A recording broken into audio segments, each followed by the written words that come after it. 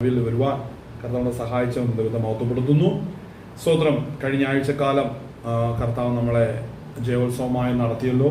സ്തോത്രം. പല ആവശ്യങ്ങളുടെ നടുവിലും പലവിധ പ്രയാസങ്ങളുടെ എല്ലാ നടുവിലും കർത്താവ് നമുക്ക് ആശ്വാസമായി കർത്താവ് നമ്മളെ അവന്റെ സാക്ഷികളാക്കി നിർത്തുന്നതിന് അവർക്ക് ദൈവത്തെ മഹത്വപ്പെടുത്തുന്നു. നമുക്കിന്ന് പകൽ നേരം ചില വചനങ്ങളെ നമുക്ക് ചിന്തിക്കാം. കർത്താവിന്റെ സന്നിധിയിലേക്ക് നമുക്ക് അടുത്തു വരാം. ആമേൻ. സ്തോത്രം.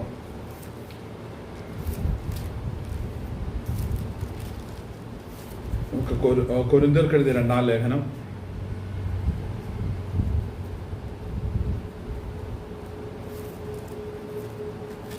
അതിന്റെ 5-ാം അധ്യായം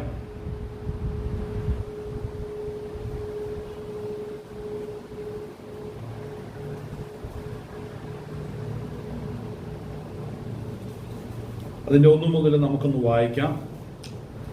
കൊരിന്ത്യർക്ക് എഴുതിയ 2-ാം ലേഖനം 5-ാം അധ്യായം അതിന്റെ 1-ാം വാക്യം മുതൽ നമുക്ക് ദൈവസ്ഥ നമുക്ക് വായിക്കാവുന്നതാണ്. സ്തോത്രം. ആമേൻ. കൂടാരമായ ഞങ്ങളുടെ ഭൗമഭവനം ഒഴിഞ്ഞു പോയാൽ കൈപ്പണി അല്ലാത്ത നിത്യ ഭവനമായി ദൈവത്തിന്റെ ദാനമായ ഒരു കെട്ടിടം ഞങ്ങൾക്ക് സ്വർഗത്തിൽ ഉണ്ടെന്ന് അറിയുന്നു. ഈ കൂടാരത്തിൽ ഞരങ്ങിക്കൊണ്ട് ഞങ്ങൾ നഗ്നരായിട്ടല്ല ഉടുപ്പുള്ളവരായിരിക്കുന്നു. എങ്കിൽ സ്വർഗീയമായ ഞങ്ങളുടെ പാർപ്പിടം അതിനു മീതെ ധരിക്കുവാൻ വാഞ്ചിക്കുന്നു. ആമേൻ. അപ്പോസ്തലനായ പൗലോസ് കൊരിന്ത്യർക്ക് എഴുതുന്ന 2-ാം ലേഖനം സ്തോത്രം ഇവിടെ വ്യക്തമാക്കുന്ന പല ഭാഗങ്ങൾ നമ്മുടെ നിത്യജീവനെ കുറിച്ച്, സ്തോത്രം, ദൈവരാജ്യത്തെ കുറിച്ച്, നമ്മൾ തേജസ്കരിക്കപ്പെട്ട് നമ്മൾ തേജസ് പ്രാപിച്ച് ശരീരത്തോടുകൂടി ഉയരുന്നതിനെ കുറിച്ചുള്ള പ്രത്യാശ വചനങ്ങളാണ് നമ്മളിപ്പോൾ വായിച്ചത്. പ്രത്യാശ വചനം നമ്മൾ ഈ ശരീരം വിട്ട് കർത്താവിനോടുകൂടെ എപ്പോഴും ആകുകയും കർത്താവിന്റെ മുൻമുഖം കണ്ട് അവനെ നിത്യം ആരാധിക്കുകയും ചെയ്യും എന്നുള്ള ഭാഗ്യ പ്രത്യാശയാണ് ഏതു വിശുദ്ധന്റെയും ആശ്വാസം എന്നുള്ളത്. അപ്പോൾ ഇന്ന് പകൽ നേരം നമ്മൾ ഈ വാക്യം വായിക്കുമ്പോൾ നമ്മൾ തിരിച്ചറിയണം, പൗലോസിന്റെ പ്രത്യാശ നമ്മളൊന്ന് കാണണം.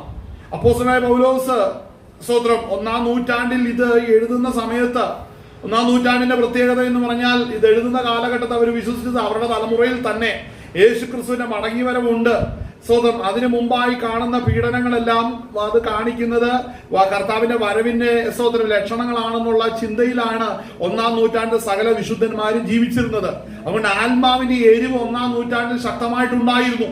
അപ്പോൾ ഒരുക്കപ്പെട്ടിരുന്നവർ യേശുക്രിസ്തുവിന്റെ മടങ്ങിവരവിനു വേണ്ടി വളരെ ആകാംക്ഷയോടെ കാത്തിരിക്കുമ്പോൾ കൊരിന്ത് സഭയ്ക്ക് 2-ാമതും ലേഖനം എഴുതുമ്പോൾ അവര് പൗലോസ് ഇവിടെ വ്യക്തമാക്കുകയാണ്, നമ്മുടെ പ്രത്യാശ ഉയരത്തിലാണ്, നമ്മുടെ പ്രത്യാശ സ്വർഗത്തിലാണ്. യേശു ക്രിസ്തുവിന്റെ മടങ്ങി വരവെങ്കിൽ അവനോടുകൂടെ ചേർക്കപ്പെടുക എന്നുള്ള ആ വലിയ പദ്ധതിയാണ് യഥാർത്ഥത്തിൽ ഏത് വിശുദ്ധനെ കുറിച്ചോ സ്വർഗം ആഗ്രഹിക്കുന്നത്. ആമേൻ. നമ്മുടെ നിത്യമായ ഭവനം ഈ ഭൂമിയല്ല, ഈ ഭൂമിയിലുള്ളതല്ല. നമ്മുടെ നിത്യമായ ഭവനം എന്ന് പറയുന്നത് സ്വർഗരാജ്യമാണ്. കർത്താവായ യേശു ക്രിസ്തു പിതാവിന്റെ അടുക്കിലേക്ക് ചെന്ന് നമുക്ക് വേണ്ടി അവന്റെ ഭവനത്തിൽ നമുക്ക് വാസസ്ഥലങ്ങൾ ഒരുക്കണം. ഒരുക്കിയതിനു ശേഷം മടങ്ങി വന്ന് നമ്മളെ ഈ ഭൂമിയിൽ നിന്ന് ചേർക്കും. അന്ന് നമ്മൾ ജീവിച്ചിരിക്കുന്നവരാണെങ്കിൽ നമ്മൾ ശരീരം രൂപാന്തരപ്പെട്ട് കാഹളധ്വനിയിൽ നമ്മൾ രൂപാന്തരപ്പെട്ട് കർത്താവിന്റെ സന്നിധിയിലേക്ക് നാം എടുക്കപ്പെടും. അപ്പോൾ ആ ഭാഗ്യകരമായ പദ്ധതിക്കകത്തേക്കാണ് കർത്താവായ യേശു ക്രിസ്തു നമ്മളെ ഒരുക്കിക്കൊണ്ടിരിക്കുന്നത്. അപ്പോൾ ഹല്ലേലൂയ, നമ്മൾ മനസ്സിലാക്കണം, കർത്താവായ യേശു ക്രിസ്തു സ്വന്തം ഉയർപ്പിന് ശേഷം 40 നാൾ ഈ ഭൂമിയിലായിരുന്നപ്പോൾ സ്വർഗാരോഹണം ചെയ്തു പോകുന്നത് വരെയും ഭൂമിയിൽ പല അത്ഭുതങ്ങളും അടയാളങ്ങളും പലയിടത്തും കർത്താവായ യേശു ക്രിസ്തു പ്രത്യക്ഷമായി പലർക്കും അടയാളമായി പ്രത്യക്ഷമാകുകയും ചെയ്തു. അതിനുശേഷം കർത്താവായ യേശു ക്രിസ്തു സ്വർഗാരോഹണം ചെയ്തു പോകുന്ന രംഗത്തെ കുറിച്ച് അപ്പോസ്തല പ്രവൃത്തിയിൽ നമ്മൾ നോക്കുമ്പോൾ, അതിന്റെ 1-ാം അധ്യായത്തിൽ നമ്മൾ നോക്കുമ്പോൾ കർത്താവായ യേശു ക്രിസ്തു ഉയർന്നു പൊങ്ങി പോകുന്ന രംഗം നമ്മൾ അവിടെ കാണുന്നുണ്ട്. രൂപാന്തരപ്പെട്ടു പോകുന്ന ആ പശ്ചാത്തലം നമ്മൾ അവിടെ കാണുന്നുണ്ട്. അതിന്റെ 1-ാം അധ്യായത്തില് അതിന്റെ 1-ാം അധ്യായം നമ്മളൊന്ന് നോക്കുമ്പോൾ കർത്താവായ യേശു ക്രിസ്തുവിനെ കുറിച്ച് ലൂക്കോസ്, വൈദ്യനാകുന്ന ലൂക്കോസ് ചരിത്രം എഴുതുമ്പോൾ അവിടെ കാണുന്ന ഭാഗമാണ് നമ്മൾ ഇന്നിപ്പോൾ ഇവിടെ കാണുന്നതിന്റെ സ്തോത്രം. ഹല്ലേലൂയ. അതിന്റെ 1-ാം അധ്യായമാണ് നമ്മൾ കാണുന്നത്. 1-ാം അധ്യായത്തിൽ നമ്മൾ ഇവിടെ കാണുമ്പോൾ ഹല്ലേലൂയ,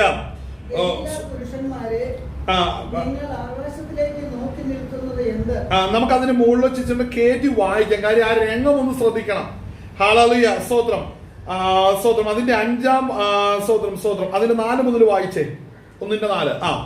അങ്ങനെ അവൻ അവരുമായി കൂടിയിരിക്കുമ്പോൾ അവരോട് നിങ്ങൾ യെരൂശലേമിൽ നിന്ന് വാങ്ങിപ്പോകാതെ. ഇവിടെ ശ്രദ്ധിക്കണം, 1-ാം നൂറ്റാണ്ടിൽ അപ്പോസ്തലന്മാർ യേശുക്രിസ്തുവിന്റെ സ്വർഗാരോഹണത്തിന് മുമ്പ് കർത്താവായ യേശുക്രിസ്തു പറയുകയാണ്, നിങ്ങൾ ഇന്ന് യെരൂശലേമിലാണ് ഇരിക്കുന്നത്, എന്നാൽ യെരൂശലേമിൽ നിന്ന് പോകരുത് എന്നുള്ളതിന് വാണിംഗ് കൊടുക്കുകയാണ്. എന്താണ് ആഹ്വാനത്തിന്റെ കാരണം?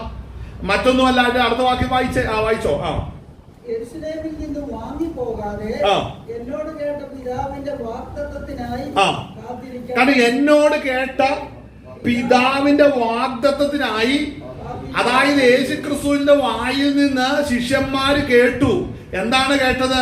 യേശുക്രിസ്തു കേട്ടു പിതാവിൽ നിന്ന്, സ്വതം ഞാൻ സ്വത്രം എന്റെ ആത്മാവാകുന്ന പരിശുദ്ധ ആത്മാവിനെ സ്വത്രം നിന്റെ നാമത്താൽ മുദ്രയപ്പെട്ടവരുടെ മേൽ പകരുമെന്ന് യേശുക്രിസ്തു കേട്ട കാര്യം യേശുക്രിസ്തു ശിഷ്യന്മാരോട് പറഞ്ഞു. അപ്പോൾ വീണ്ടും ഓർപ്പിക്കുകയാണ്, പരിശുദ്ധാത്മാവിനെ നിങ്ങളുടെ മേൽ തരുന്നത് വരെയും, നിങ്ങളുടെ മേൽ വാഗ്ദത്തം നൽകിയിരിക്കുന്ന പരിശുദ്ധാത്മാവ് നിങ്ങളുടെ മേൽ അയക്കപ്പെടുന്നത് വരെയും നിങ്ങൾ യെരൂശലേം വിട്ടു പോകരുത്. ആമേൻ. ശ്രദ്ധിക്കേണ്ട ഒരു കാര്യമാണ്. അപ്പോൾ കർത്താവായ യേശുക്രിസ്തു അതാണ് ശിഷ്യഗണങ്ങളോട് പറയുന്നത്. വായിച്ചേ. യോഹന്നാൻ വെള്ളം കൊണ്ട് സ്നാനം കഴിപ്പിച്ചു. നിങ്ങൾക്കോ ഇനി ഏറെ നാൾ കഴിയും മുമ്പേ പരിശുദ്ധാത്മാവ് കൊണ്ട് സ്നാനം ലഭിക്കും. ഇവിടെ ശ്രദ്ധിക്കണം, യോഹന്നാൻ ഇവിടെ വെള്ളം കൊണ്ട് സ്നാനം കഴിപ്പിച്ചു. എന്നാൽ വെള്ളത്താലുള്ള സ്നാനം മാത്രമല്ല, അവിടെ യോഹന്നാന്റെ സ്നാനത്തെ കുറിച്ച് കർത്താവായ യേശുക്രിസ്തു പറയുന്നു. എന്നാൽ സ്തോത്രം അവിടെ വചനം പറയുന്നു, സ്തോത്രം നിങ്ങൾ അതിനുശേഷം എന്ത് സംഭവിക്കും? സ്തോത്രം ഹാളൽ എവിടെ പറയുന്നു? നിങ്ങൾക്ക് പരിശുദ്ധാത്മാവ് കൊണ്ട്, അവിടെ പറയുന്നു നിങ്ങൾക്കോ ഇനി ഏറെ നാൾ കഴിയും മുമ്പേ പരിശുദ്ധാത്മാവ് കൊണ്ട് സ്നാനം ലഭിക്കുമെന്ന് കൽപ്പിച്ചു. ഇത് കൽപ്പനയാണ്. അപ്പോൾ ശ്രദ്ധിക്കണം, പരിശുദ്ധാത്മ അഭിഷേകം എന്ന് പറയുന്നത് കൽപ്പനയിൽ പെടുന്നതാണ്. അപ്പോൾ ആ കൽപ്പന അനുസരിക്കണം. രക്ഷിക്കപ്പെട്ടു വരേണ്ട എല്ലാ വ്യക്തികളും സ്നാനമേറ്റു കഴിഞ്ഞാൽ അവർക്ക് പരിശുദ്ധാത്മാവിനാലുള്ള സ്നാനം ലഭിച്ചേ കഴിയത്തുള്ളൂ. അപ്പോൾ പരിശുദ്ധാത്മാവിന്റെ സ്നാനം ലഭിച്ചവരാണ് ദൈവസഭയിൽ എണ്ണപ്പെടുന്നുള്ളൂ. മനസ്സിലാക്കണം, ദൈവസഭ ക്രിസ്തുവിന്റെ ശരീരമാണ്. ക്രിസ്തുവിന്റെ ശരീരത്തിൽ നാം ഓരോരുത്തരും അംഗങ്ങളാണെന്ന് ഞാൻ പറയുമ്പോൾ ഈ വാക്യത്തിൽ കൂടെ ബന്ധം വരുന്നത് ഇതേ പരിശുദ്ധാത്മാവിന്റെ സ്നാനം പ്രാപിച്ചവർ മാത്രമാണ്. സ്തോത്രം, ഇതിൽ ബന്ധം വരുന്നത് കേൾവിക്കാരെല്ലാം ഇതിനോട് ബാധകമാകുന്നില്ല. പരിശുദ്ധാത്മാ സ്നാനം പ്രാപിച്ചവരാണ് ഇതിനോട് ബന്ധിക്കപ്പെടുന്നുള്ളൂ. അപ്പോൾ ശ്രദ്ധിക്കണം, പരിശുദ്ധാത്മാവിനെ പ്രാപിച്ചവരെ ദൈവ പദ്ധതിക്കകത്തേക്ക് ആഡ് ചെയ്യുന്നുള്ളൂ. ഹല്ലേലൂയ. അപ്പോൾ വായിച്ചേ, തുടർന്ന് വായിച്ചേ. ഏറെ നാൾ കഴിയും മുമ്പേ പരിശുദ്ധാത്മാവ് കൊണ്ട് നിങ്ങൾക്ക് സ്നാനം ലഭിക്കും കൽപ്പിച്ചിട്ട് ഒരുമിച്ച് കൂടിയിരുന്നപ്പോൾ അവർ അവനോട്, കർത്താവേ, നീ ഇസ്രായേലിന് ഈ കാലത്തിലോ രാജ്യം യഥാസ്ഥാനത്താക്കി കൊടുക്കുന്നത് എന്ന് ചോദിച്ചു. അപ്പോൾ ശ്രദ്ധിക്കേണ്ട ഒരു കാര്യമാണ്, ശിഷ്യന്മാര് ചോദിക്കുന്ന ചോദ്യം ശ്രദ്ധിക്കണം. അപ്പോൾ ശിഷ്യന്മാർക്ക് ഒരു പ്രശ്നം, ഈ കാലഘട്ടത്താണോ ഈ ഇസ്രായേൽ എന്ന ഈ രാജ്യം യഥാസ്ഥാനത്താക്കുന്നത്? ഇതാണ് എല്ലാവരുടെയും ചോദ്യം. ശിഷ്യന്മാരുടെ ചോദ്യം അതായിരുന്നു. പക്ഷേ ഈ ഇസ്രായേൽ എന്ന രാജ്യത്തിന് വേണ്ടി അല്ല കർത്താവ് കരുതുന്നത്, ദൈവരാജ്യത്തിന് വേണ്ടിയാ ക്രിസ്തു നിലകൊള്ളുന്നത്. ഇവിടെ നശിച്ചു പോകുന്ന രാജ്യങ്ങളേ ഉള്ളൂ, എന്നാൽ നശിക്കാത്തൊരു രാജ്യം, നമുക്ക് ഇളകാത്തൊരു രാജ്യമാണ് ഒരുക്കി വെച്ചിരിക്കുന്നത് യേശു ക്രിസ്തു. അപ്പോൾ ഇളകാത്തൊരു രാജ്യത്തിലെ പൗരന്മാരായി തീരുവാനാണ് എനിക്കും നിങ്ങൾക്കും സ്വർഗീയ വിളി ലഭിച്ചിരിക്കുന്നത്. അതിനാണ് പരിശുദ്ധാത്മ മുദ്രയിൽ നൽകിയിരിക്കുന്നത്. അപ്പോൾ പരിശുദ്ധാത്മാഭിഷേകം ലഭിക്കുന്ന വ്യക്തി സ്വർഗത്തിന്റെ പൗരത്വത്തിന് വേണ്ടി സ്വർഗം മുദ്രയിരിക്കുകയാണ്. അതുകൊണ്ട് എന്നെ കേൾക്കുന്നവരെ, നിങ്ങളിൽ അഭിഷേകമില്ലെങ്കിൽ നിങ്ങൾ സ്വർഗത്തിന്റെ പൗരത്വം നിങ്ങൾക്ക് ലഭിക്കുകയില്ല. പരിശുദ്ധാത്മ അഭിഷേകമാണ്. പരിശുദ്ധാത്മാവെന്ന് നിങ്ങളെ ആത്മാവോടുകൂടെ ചേർന്നിരുന്ന് നിങ്ങളെ ഒരുക്കിയെടുക്കുന്ന പദ്ധതിയിലാണ് ദൈവസഭയിൽ നിന്നായിരിക്കുന്നത്. അപ്പോൾ പരിശുദ്ധാത്മ അഭിഷേകം പ്രാപിച്ചവരാണ് ദൈവസഭ. അവരാണ് ദൈവത്തെ പദ്ധതി അനുസരിച്ച് ഒരുങ്ങുന്നത്. മനസ്സിലാക്കണം, പണിയുന്ന പല പണികളും ലോകത്തിൽ മാത്രം നിലനിൽക്കുന്ന ചില പണികളാണ് മിക്കവരിലും നിലനിൽക്കുന്നത്.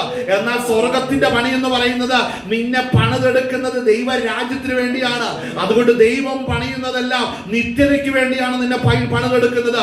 ഈ ലോകത്തിൽ നശിച്ചു പോകുന്ന അല്പകാലത്തേക്കല്ല ദൈവത്തിന്റെ പണി നിലനിൽക്കുന്നത്.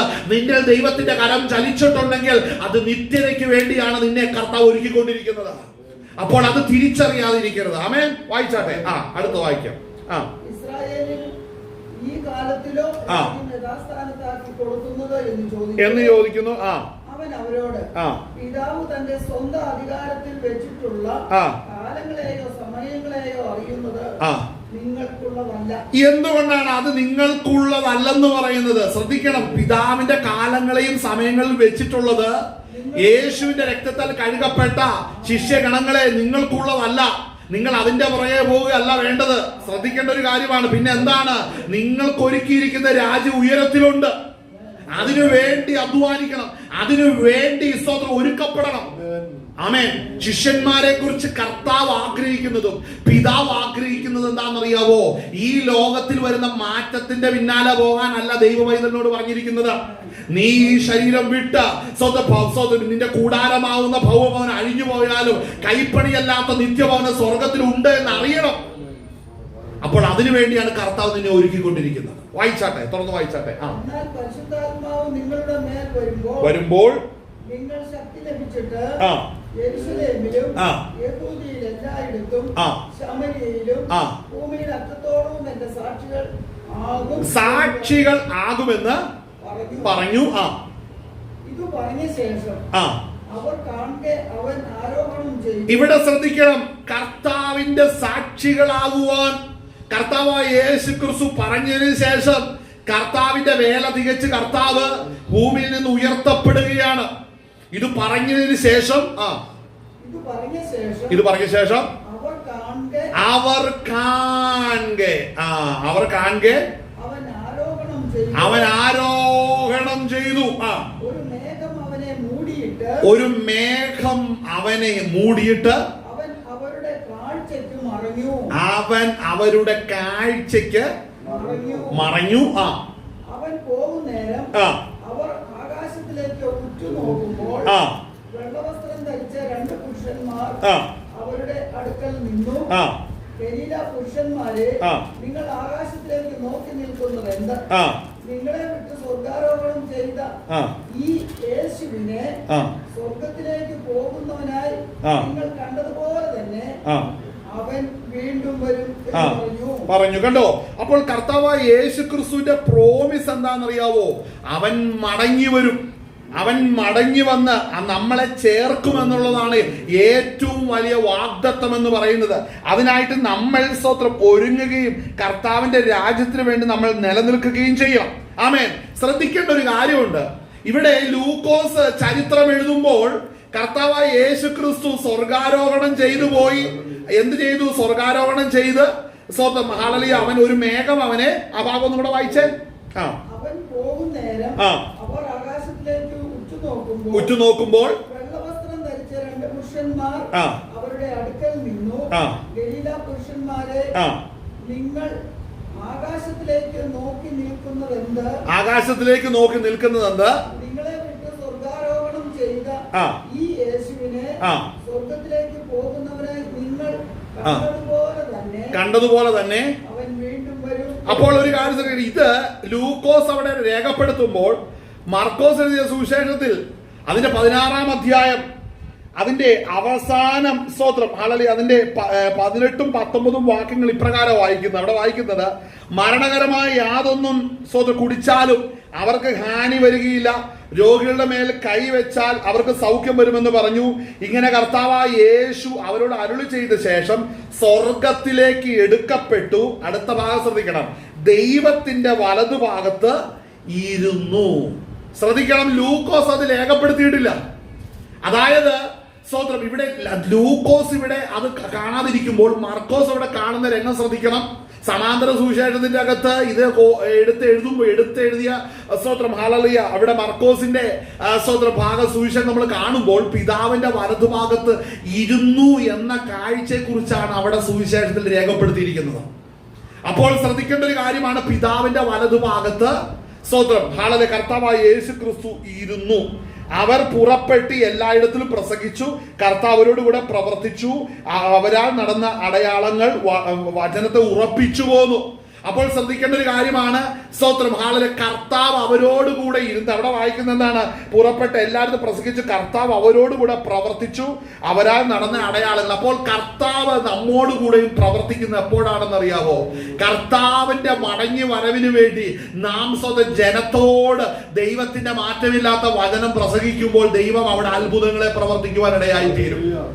Hallelujah, hallelujah. അപ്പോൾ നമ്മൾ ശ്രദ്ധിക്കണം, അപ്പോസ്തല പ്രവൃത്തിയിൽ നമ്മൾ അങ്ങനെ വായിക്കുമ്പോൾ കർത്താവായ യേശു ക്രിസ്തു സ്വന്തം ഭൂമിയിൽ നിന്ന് ഉയർന്നു മുങ്ങി സ്വർഗാരോഹണം ചെയ്ത പിതാവിന്റെ വലതുഭാഗത്ത് ഇരിക്കുന്നതിനെ കുറിച്ച് മർക്കോസ് അവിടെ പറയുമ്പോൾ ലൂക്കോസ് പറയുന്ന രംഗം സ്വന്തം അങ്ങനെ സ്വന്തം അവരുടെ കാഴ്ചയ്ക്ക് മറഞ്ഞു. അപ്പോൾ അരികിൽ നിന്ന രണ്ട് പുരുഷന്മാർ അവരോട് പറഞ്ഞു, ഗലീല പുരുഷന്മാരെ, അങ്ങനെയല്ല, ഗലീല പുരുഷന്മാരെ, നിങ്ങൾ ആകാശത്തിലേക്ക് നോക്കി നിൽക്കുന്നതെന്ന് നിങ്ങളെ വിട്ട് സ്വർഗാരോഹണം ചെയ്ത സ്തോത്രം, അവിടെ സ്വർഗാരോഹണം ചെയ്ത ഈ യേശുവിനെ സ്വർഗത്തിലേക്ക് പോകുന്നവനായി നിങ്ങൾ കണ്ടതുപോലെ അവൻ വീണ്ടും വരും എന്ന് പറഞ്ഞു. അപ്പോൾ കർത്താവ് യേശു ക്രിസ്തുവിന്റെ മടങ്ങി വരവാണ് ഇന്ന് ദൈവസഭയുടെ ഏറ്റവും വലിയ പ്രത്യാശ എന്ന് പറയുന്നത്. അവൻ പോയതുപോലെ മടങ്ങി വരും. അപ്പോൾ പോയത് എങ്ങനെയാണ്? ശിഷ്യഗണങ്ങൾ കാണെ ഉയർന്നു പൊങ്ങി മേഘത്തിന് മടങ്ങി പോയെങ്കിൽ മനസ്സിലാക്കണം, ആളെ അതുപോലെ മടങ്ങി വരവുണ്ട്. ഇനി അവൻ സ്വന്തം മേഘപ്രത്യക്ഷതയിൽ ആളെ അവൻ വരികയും അവനോട് കൂടെ ഒരുക്കപ്പെട്ടിരിക്കുന്നവരെ ആളെ കാഹളനാദത്തിങ്കൽ മുമ്പേ ഉയർക്കുകയും മരിച്ചവർ ഉയർക്കുകയും ജീവനോട് ശേഷം നാം രൂപാന്തരം പ്രാപിച്ച കർത്താവിനോട് എതിരപ്പോൾ നാം മേഘങ്ങൾ എടുക്കപ്പെടുകയും ചെയ്യും. അവന്റെ രഹസ്യ വരവിൽ നാം ഒരുക്കപ്പെടുകയും അവനോട് കൂടെ ചേർക്കപ്പെടുകയും ചെയ്യണം. എന്നാൽ അതിനുശേഷം മനസ്സിലാക്കണം, അവന്റെ പരസ്യമായ മഹത്വ പ്രത്യക്ഷത പറൂസിയ പരസ്യമായ വരവിങ്കൽ അവൻ വന്ന് ഒലിവുമലയിൽ കാല് ചവിട്ടുന്ന രംഗമുണ്ട്. മനസ്സിലാക്കണം. അപ്പോൾ ഒരു കാഴ്ചയുടെ രണ്ട് കാലഘട്ടത്തെ കുറിച്ചാണ് അവിടെ നിന്നവർ പറയുന്നെങ്കിൽ മനസ്സിലാക്കണം, അവൻ മേഘത്തിൽ പ്രത്യക്ഷമാകും, ഈ സഭയെ ചേർക്കുവാൻ, അതിനുശേഷം ഒലിവുമലയിൽ പ്രത്യക്ഷമാകും, അവന്റെ കാല് ചവിട്ടുവാൻ. അപ്പോൾ മനസ്സിലാക്കണം, ഇത് രണ്ടിലും ദൈവത്തിന്റെ പ്രവൃത്തി വെളിപ്പെടുകയാണ്.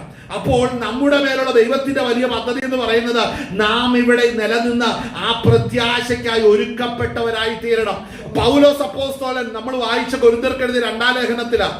കൊരിന്ത്യർക്കെഴുതിയ 2-ാം ലേഖനം അതിന്റെ 5-ാം അധ്യായം നമ്മൾ അവിടെ വായിക്കുമ്പോൾ പൗലോസ് പറയുന്നത് കൂടാരമായ കൈപ്പണി അല്ലാത്ത നിത്യഭവനമായി ദൈവത്തിന്റെ ദാനമായ ഒരു കെട്ടിടം ഞങ്ങൾക്ക് സ്വർഗത്തിലുണ്ടെന്ന് അറിയുന്നു. അപ്പോൾ ദൈവത്തിന്റെ നിത്യപരമായ ദൈവത്തിന്റെ ദാനമായ ഒരു കെട്ടിടം ഞങ്ങൾക്ക് സ്വർഗത്തിലുണ്ട് എന്ന് അറിയുന്നു. ശ്രദ്ധിക്കണം, ഇത് നമ്മുടെ പ്രത്യാശ. നമ്മൾ ഉറയ്ക്കേണ്ടത് ഈ ഒരു കാര്യത്തിലാണ്. നമ്മൾ വിശ്വസിക്കണം, എപ്പോഴും നമ്മൾ ഏത് വീട്ടിൽ കിടന്നാലും, ഏത് ദേശത്ത് താമസിച്ചാലും, ഏത് സാഹചര്യത്തിൽ ജീവിച്ചാലും രക്ഷിക്കപ്പെട്ട ആത്മസ്നാനം പ്രാപിച്ച, അഭിഷേകം പ്രാപിച്ച ഒരു ദൈവവൈദ്യനാണെങ്കിൽ ഇന്ന് പകൽ നേരം അടിവരയിട്ട് ചിന്തിക്കണം. നീ എപ്പോഴും നീ പറയണം, ഞാൻ ഈ ലോകത്തിലുള്ളതല്ല, ഈ ലോകത്തിൽ നിന്ന് കർത്താവിനെ എടുക്കുവാനായിട്ട് വരികയാണ്. എന്റെ വീണ്ടെടുപ്പ് അടുക്കുകയാണ്. രക്ഷിക്കപ്പെടാത്തവന്റെ വാക്കല്ല നീ കേൾക്കേണ്ടത്. ഇതേ വിളിയില്ലാത്തവന്റെ വാക്ക് കേട്ട് നീ പിന്മാറുകയല്ല വേണ്ടത്. ആമേൻ. അവർ ചിന്തിക്കുന്ന പോലെ നീ ചിന്തിക്കരുത്. അവർ നടക്കുന്ന പോലെ നീ നടക്കരുത്. അവർ പറയുന്നത് പോലെ പറയേണ്ടവനല്ല. കാര്യം നീ നിന്നിൽ ആത്മസ്നാനം പ്രാപിച്ചതാണെങ്കിൽ നിന്നെ ഉപദേശിക്കുന്ന പരിശുദ്ധാത്മാവിന് കീഴ്പ്പെടണം. പരിശുദ്ധാത്മാവ് ലോകത്തിന് വേണ്ടി സംസാരിക്കുകയില്ല. മനസ്സിലാകുന്നുണ്ടോ? പരിശുദ്ധാത്മാവ് ലോകത്തിന് വേണ്ടിയും ലോകത്തിന്റെ മഹത്വത്തിന് വേണ്ടി സംസാരിക്കുകയില്ല. നിനക്ക് വേണ്ടത് ദൈവം തരും. പക്ഷേ ലോകര് വരുന്നതും ജീവിക്കുന്നത് പോലെ ആ സകലവിധ ദുർനടപ്പിലും അശുദ്ധിയിലും ദ്രവ്യാഗ്രഹത്തിലോ സകലവിധ മ്ലേച്ഛതയിലും മനസ്സ് വെച്ച് പോകുന്നത് പോലെ ജീവിക്കുന്നത് കണ്ട് മകനെ മകളെ നീ ദൈവത്തെ ഒരു കരുവാക്കി എടുക്കരുത്. നിന്റെ വിശ്വാസത്തിൽ എന്തെങ്കിലും നേട്ടങ്ങൾക്ക് വേണ്ടിയാണ് ഈ വിശ്വാസത്തിന് വേണ്ടി നിൽക്കുന്നെങ്കിൽ ശ്രദ്ധിക്കണം, നീ ഒന്നും പ്രാപിക്കില്ലെന്ന് മാത്രമല്ല, നിന്റെ ശരീരത്തിൽ നിന്ന് നിന്റെ പ്രാണൻ എടുക്കപ്പെട്ടാൽ നീ നിത്യ നരകത്തിൽ പോകേണ്ടതായിട്ട് വരും. ഹല്ലേലൂയ. അതുകൊണ്ട് ദൈവസന്നിധിയിൽ ഒരുക്കപ്പെടുന്ന ദിനങ്ങളും സമയങ്ങളുമായി ഈ നാളുകൾ തീരുമാർ ഇടയാകട്ടെ. അവസാന നാളുകളാണ്. ദൈവസഭയെ സംബന്ധിച്ചത് അവസാന നാളുകളാണ്. നമ്മൾ ഒരുക്കപ്പെടേണ്ട സമയങ്ങളായിരിക്കുകയാണ്. അപ്പോൾ പൗലോസ് അപ്പോസ്തലന്റെ 1-ാം നൂറ്റാണ്ടിന്റെ ഏറ്റവും വലിയ പ്രത്യേകത യേശുവിന്റെ മടങ്ങി വരവ് കണ്ണാൽ കാണുമെന്ന് ആശിച്ചിരിക്കുന്ന ജനത്തിന്റെ ഉള്ളത്തിൽ എത്ര വലിയ പ്രത്യാശയുണ്ട്.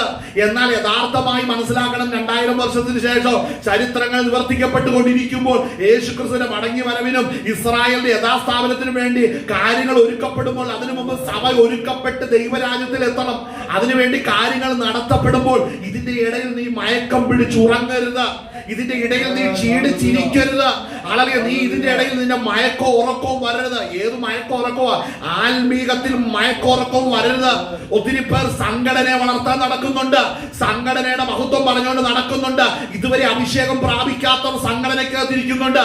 നീ പാസ്റ്ററുടെ നല്ല സൽപ്പേരിന് മാത്രം അർഹരായിക്കൊണ്ട് നല്ല വ്യക്തി, നല്ല ശുശ്രൂഷകൻ, നല്ല വിശ്വാസി പേര് കേൾക്കാൻ വേണ്ടി മാത്രം ഇരിക്കുന്നവരെ, ദൈവം കൊള്ളാവുന്നവനെന്ന് നിന്നെ കുറിച്ച് പറയുന്നില്ലെങ്കിൽ നിന്റെ സ്ഥാനം പാളയത്തിന് പുറത്ത് തന്നെയാണ്. അതുകൊണ്ട് ഇന്ന് പകൽ നേരം മനസ്സിലാക്കണം, ദൈവത്തിന്റെ പ്രവൃത്തി ഗ്രഹിച്ചു വേണം സ്റ്റെപ്പുകളെ വെക്കുവാൻ.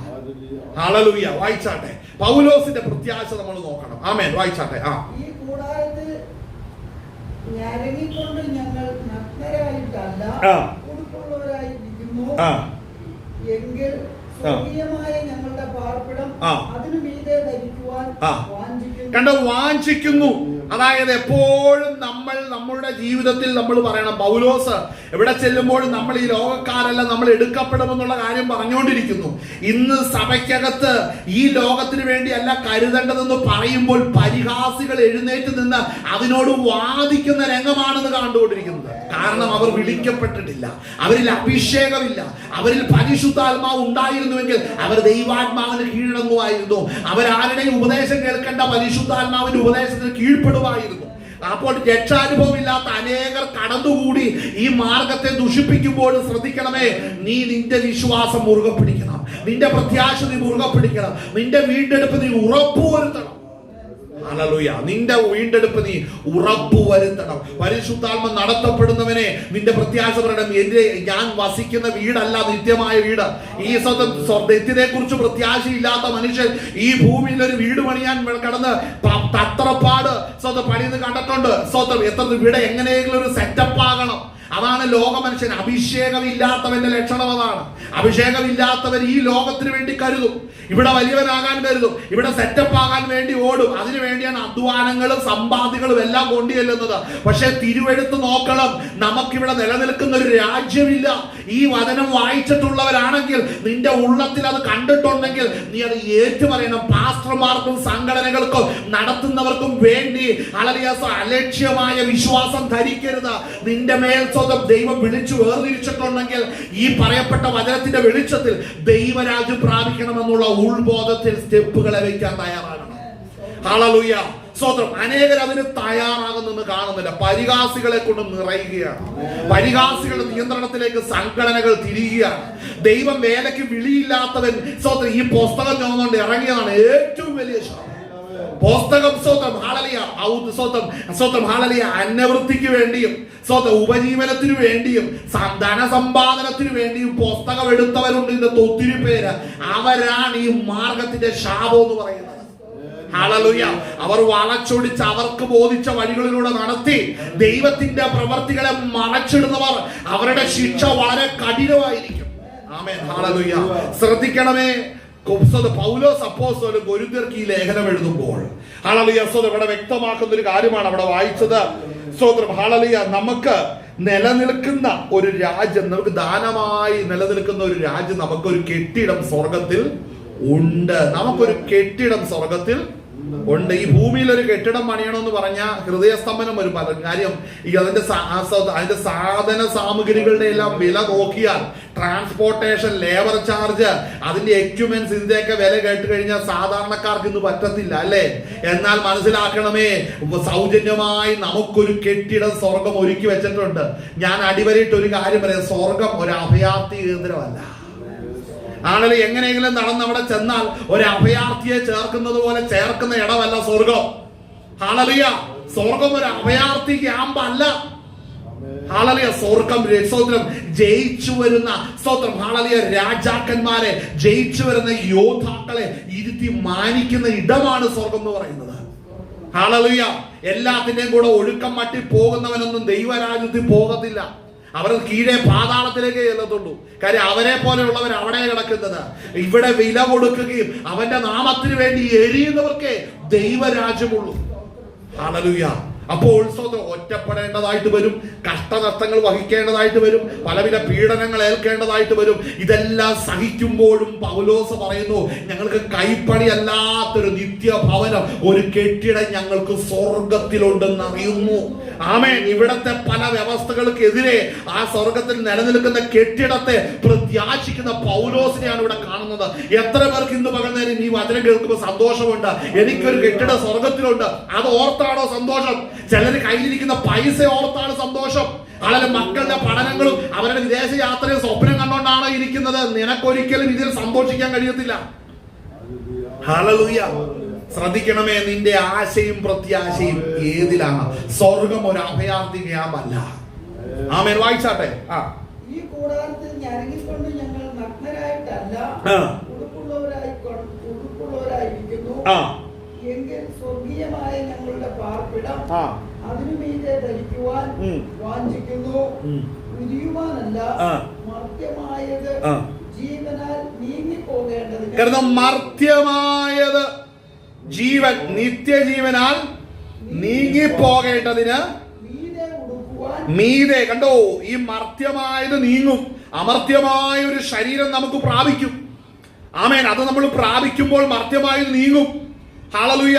അങ്ങനെ തേജസ് വരുമ്പോൾ മർത്യമായത് നീങ്ങും. കർത്താവായ യേശുക്രിസ്തു കാണിച്ചു തന്നു. അപ്പോൾ തേജസ്സുള്ള ശരീരം പ്രാപിക്കുമ്പോൾ മർത്യ ശരീരം മാറും. രോഗങ്ങളും കഷ്ടങ്ങളും ബിപിയും ഷുഗറും സ്ട്രോക്കും ഹാർട്ട് അറ്റാക്കുമുള്ള ഈ ശരീരത്തിന് ഒരു മാറ്റം വരും. ഹല്ലേലൂയ. ഈ 80 കിലോ 90 കിലോ, ഞാനങ്ങോട്ട് 120 കിലോ ഉണ്ട്. ഈ സാധനം ചുമക്കാൻ വേണ്ടിയല്ലേ ഈ ഓടിക്കൊണ്ടിരിക്കുന്നത്.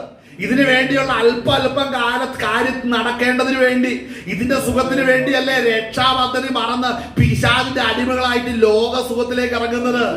ശ്രദ്ധിക്കണമേ, വിശുദ്ധന്റെ തീഷ്ണതയും സഹിഷ്ണുതയും ഈ നാളുകളിൽ ദൈവസഭ സമ്പാദിച്ചെടുക്കണം. നിന്റെ വാക്കുകൾ ഈ ലോകത്തിന് എതിരായി തീരുന്നോ എന്ന് നീ വളരെ സൂക്ഷിച്ചു നോക്കണം. ഇന്ന് അനേക സ്റ്റേജുകളിൽ ലോകത്തെ വേദനിപ്പിക്കാതെ, ലോക പാപ മനുഷ്യന് ഒരിക്കലും വേദന വരാത്ത നിലവാരത്തിലാണ് പല വാക്കുകളും പുറപ്പെടുന്നത്.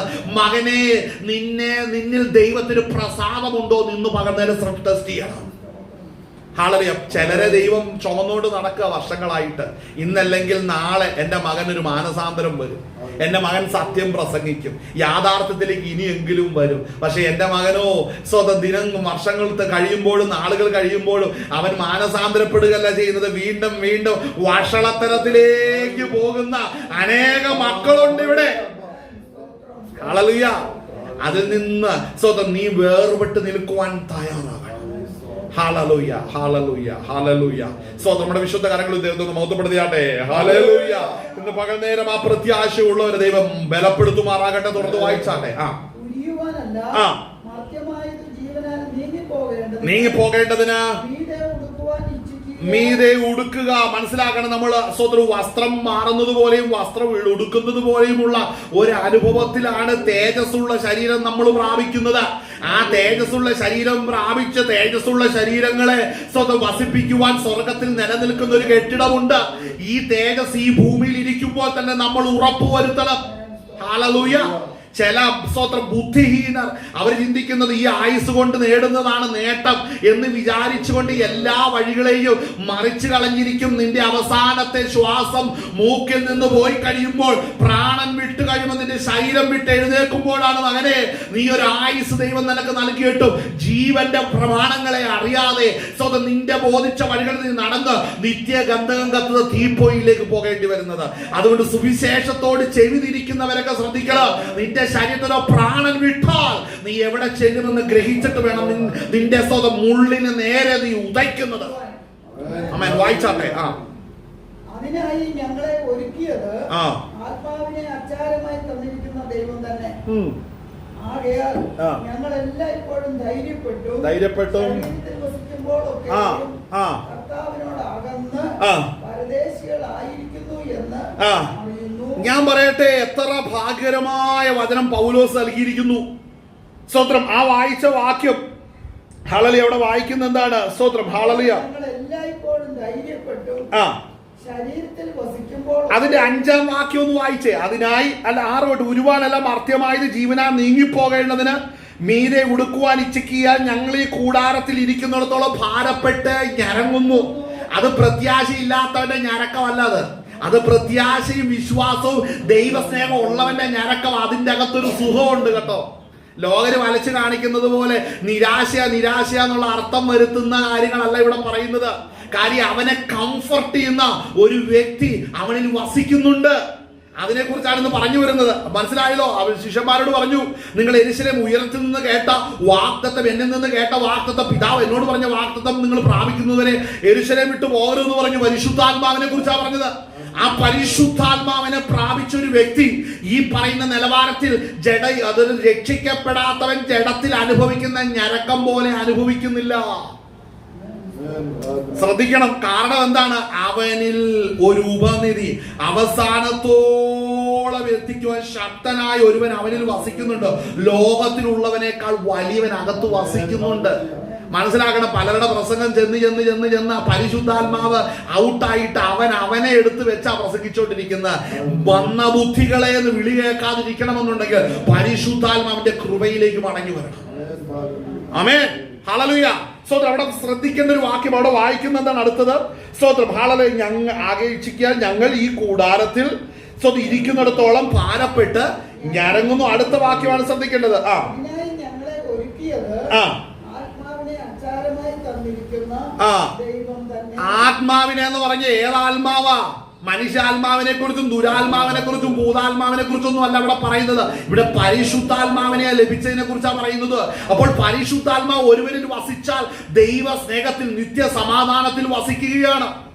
മനസ്സിലാകുന്നുണ്ടോ? അപ്പോൾ അവൻ ഞരക്കം അനുഭവിക്കുന്ന ഏതിലാണ്? ലോകത്തിലുള്ള മോഹങ്ങൾ വേണ്ടെന്ന് വെക്കുമ്പോൾ ജഡത്തിന് ഞരക്കമുണ്ടെങ്കിലും അകമയുള്ള മനുഷ്യൻ നാൾക്ക് നാൾ പുതുക്കം പ്രാപിക്കുകയാണ്. ആ പുതുക്കത്തിൽ ഇരിക്കുന്നവന് പുറമേയുള്ള ഞെരുക്കം ഒരു വിഷയമല്ല. അഭിഷേകമില്ലാത്തവൻ അവന്റെ ലൗകിക വിഷയങ്ങളെ പറഞ്ഞുകൊണ്ട് പെന്തക്കോസുകാരനാണെങ്കിലും ഇരുന്ന് ഞരങ്ങുന്നത് കാണുമ്പോൾ അവനെ ഉപദേശിക്കണം. മകനെ, പരിശുദ്ധാത്മാവിന്റെ നിറവിലാണോ ഇരിക്കുന്നത് എന്ന് ചോദിച്ചുമായി എടുത്തു തുള്ളിന് ചാടും. ഇന്ന് പെന്തക്കോസിലുള്ള ബഹുഭൂരിപക്ഷം പേർക്കും ഇഷ്ടമല്ലാത്തൊരു ചോദ്യം, മകനെ നീ അഭിഷേകം പ്രാപിച്ചതാണോ എന്ന് ചോദിക്കുമ്പോഴാണ്. പ്രത്യേകിച്ച് അത് ഒട്ടും ഇഷ്ടമില്ലാത്തത് പിശാച് വളരെ ടാർഗറ്റ് ചെയ്യുന്ന യങ്സ്റ്റേഴ്സിന്റെ ഇടയിലാണ്. യുവജനങ്ങളുടെ ഇടയിൽ ഒട്ടും ഇഷ്ടമില്ലാത്തൊരു കാര്യമാണ് അഭിഷേകം പ്രാപിച്ചെന്ന് ചോദ്യം. അത് ചോദിച്ചാൽ അവൻ ജീൻസും അവന്റെ ഇട്ടിരിക്കുന്ന ടൈറ്റ് ഷർട്ടും എല്ലാം ഇട്ടോണ്ട് അവൻ ഇറങ്ങി പോകുന്നതാണ്. എന്നാ കാരണം? അല്ലെങ്കിൽ അഭിഷേകം പ്രാപിച്ചോ എന്നുള്ള ചോദ്യത്തിന്റെ മുമ്പിൽ അനേക യുവാക്കന്മാർ തളർന്നു പോയിക്കൊണ്ടാണ് ഇരിക്കുന്നത്. അഭിഷേകമില്ലാത്ത തലമുറയിൽ ആ പെന്തക്കോസ് ആയിരിക്കുന്നത്. ആളെ അഭിഷേകം പ്രാപിക്കുന്നില്ല. പുതിയ തലമുറ അഭിഷേകത്തിന്റെ നിറവിലേക്ക് വരുന്നില്ല. അതാണ് ഏറ്റവും വലിയ തകർച്ചയുടെ അടിസ്ഥാന കാരണം. ഇവിടെ പൗലോസ് പറയുന്ന കാര്യം ശ്രദ്ധിക്കണം. ഇതിനെല്ലാം കാരണമായി തീരുന്നത് ആത്മാവിനെ അച്ചാരമായി തന്ന ദൈവം തന്നെ. അപ്പോൾ പരിശുദ്ധാത്മാവിനെ ഒരുവന്റെ മേൽ പകർന്നാൽ അവനെ ദൈവം നിയന്ത്രിക്കും. മനുഷ്യൻ ഒരു റിസ്ക് അതിനകത്ത് എടുക്കണ്ട. അവൻ സ്വന്തം ദൈവവചനത്തിന്റെ കീഴിൽ ഇരിക്കുമ്പോൾ പരിശുദ്ധാത്മാവ് അവനെ മഹത്വത്തോടെ നടത്തുവാൻ ഇടയായി തീരും. ഹല്ലേലൂയ. സ്വതന്ത്രം. അനേകർ അതിന് റെഡിയാകുന്നില്ല. അനേകർ അതിന് താല്പര്യപ്പെടുന്നില്ല. ആമേൻ. ഹല്ലേലൂയ. ആ വാക്യം ഒന്ന് വായിച്ച വാക്യം. അതിനായിട്ട് ഏതിനായിട്ട്? മർത്യമായത് ജീവനാൽ നീങ്ങിപ്പോകുന്നു. ഹല്ലേലൂയ. തേജസ്സുള്ള ശരീരം പ്രാപിക്കുവാൻ നമ്മൾ പോകുന്നു. മർത്യമായി നമ്മൾ ഉരിഞ്ഞു കളയും. തേജസ്സുള്ള ശരീരം നമ്മൾ ഉടുക്കുകയും ചെയ്യുന്നു. ഇതിന് നമ്മളെ പ്രാപ്തമാക്കുന്നത് പരിശുദ്ധാത്മാവാണ്. എന്റെ ശരീരം രൂപാന്തരപ്പെടുമ്പോൾ ഈ മർത്യ ശരീരത്തിന് മാറ്റം വന്ന തേജസ് എന്നിലേക്ക് വരുത്തുവാൻ ഇടയാക്കുന്നത് പരിശുദ്ധാത്മാവാണ്. അപ്പോൾ ഈ തിരിച്ചറിവുള്ള ഒരു വ്യക്തി ഒരിക്കലും പാപത്തിന്റെ വഴിയിൽ പോകത്തില്ല. പോയെങ്കിലും മടങ്ങി വരുവാൻ പരിശുദ്ധാത്മാവിന് ബോധം നൽകുകയും ദൈവ കൃപയിൽ വിശുദ്ധിയോടുകൂടെ മുന്നേറുവാൻ ഇടയായി തീരും.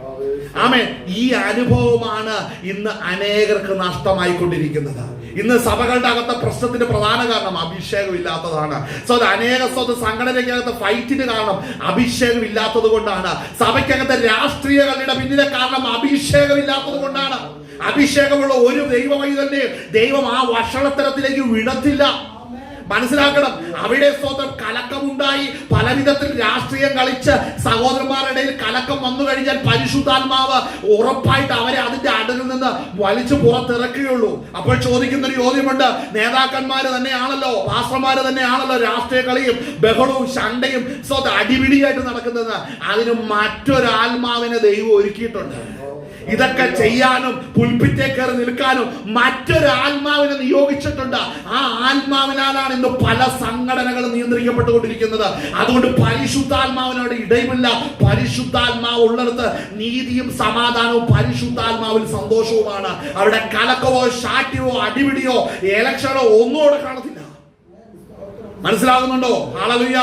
അപ്പോൾ ദൈവ സന്നിധിയിൽ വരുന്നവർ ശ്രദ്ധിക്കണമേ, നിന്റെ വീണ്ടെടുപ്പിന് വേണ്ടി നിന്നെ മുദ്ര വെച്ചിരിക്കുന്നത് പരിശുദ്ധാത്മാവിനാലാണ്. വായിച്ചാട്ടെ. അതിനായി ഞങ്ങളെ ഒരുക്കിയത് ആത്മാവിനെ അച്ചാരമായി തന്നിരിക്കുന്ന ദൈവം തന്നെ. തന്നെ. ആകയാൽ ആകയാൽ ഞങ്ങൾ എല്ലായ്പ്പോഴും ധൈര്യപ്പെട്ടും ആ ശരീരത്തിൽ വസിക്കുമ്പോഴൊക്കെ കണ്ടോ, അവിടെ പറയുന്ന പദം ശ്രദ്ധിക്കണം. ആകയാൽ ഞങ്ങൾ എപ്പോഴും ധൈര്യപ്പെട്ടു. അപ്പൊ ഞരക്കം അനുഭവിക്കുന്നവരെ കുറിച്ച്, സാധാരണ ധൈര്യം നഷ്ടപ്പെട്ടവർ, ഒരു നിരാശ കലങ്ങിയിരിക്കുന്നവരായിട്ടാണ് മനുഷ്യർ ചിന്തിക്കുന്നത്. അത് അഭിഷേകമില്ലാത്തത് കൊണ്ടാണ്.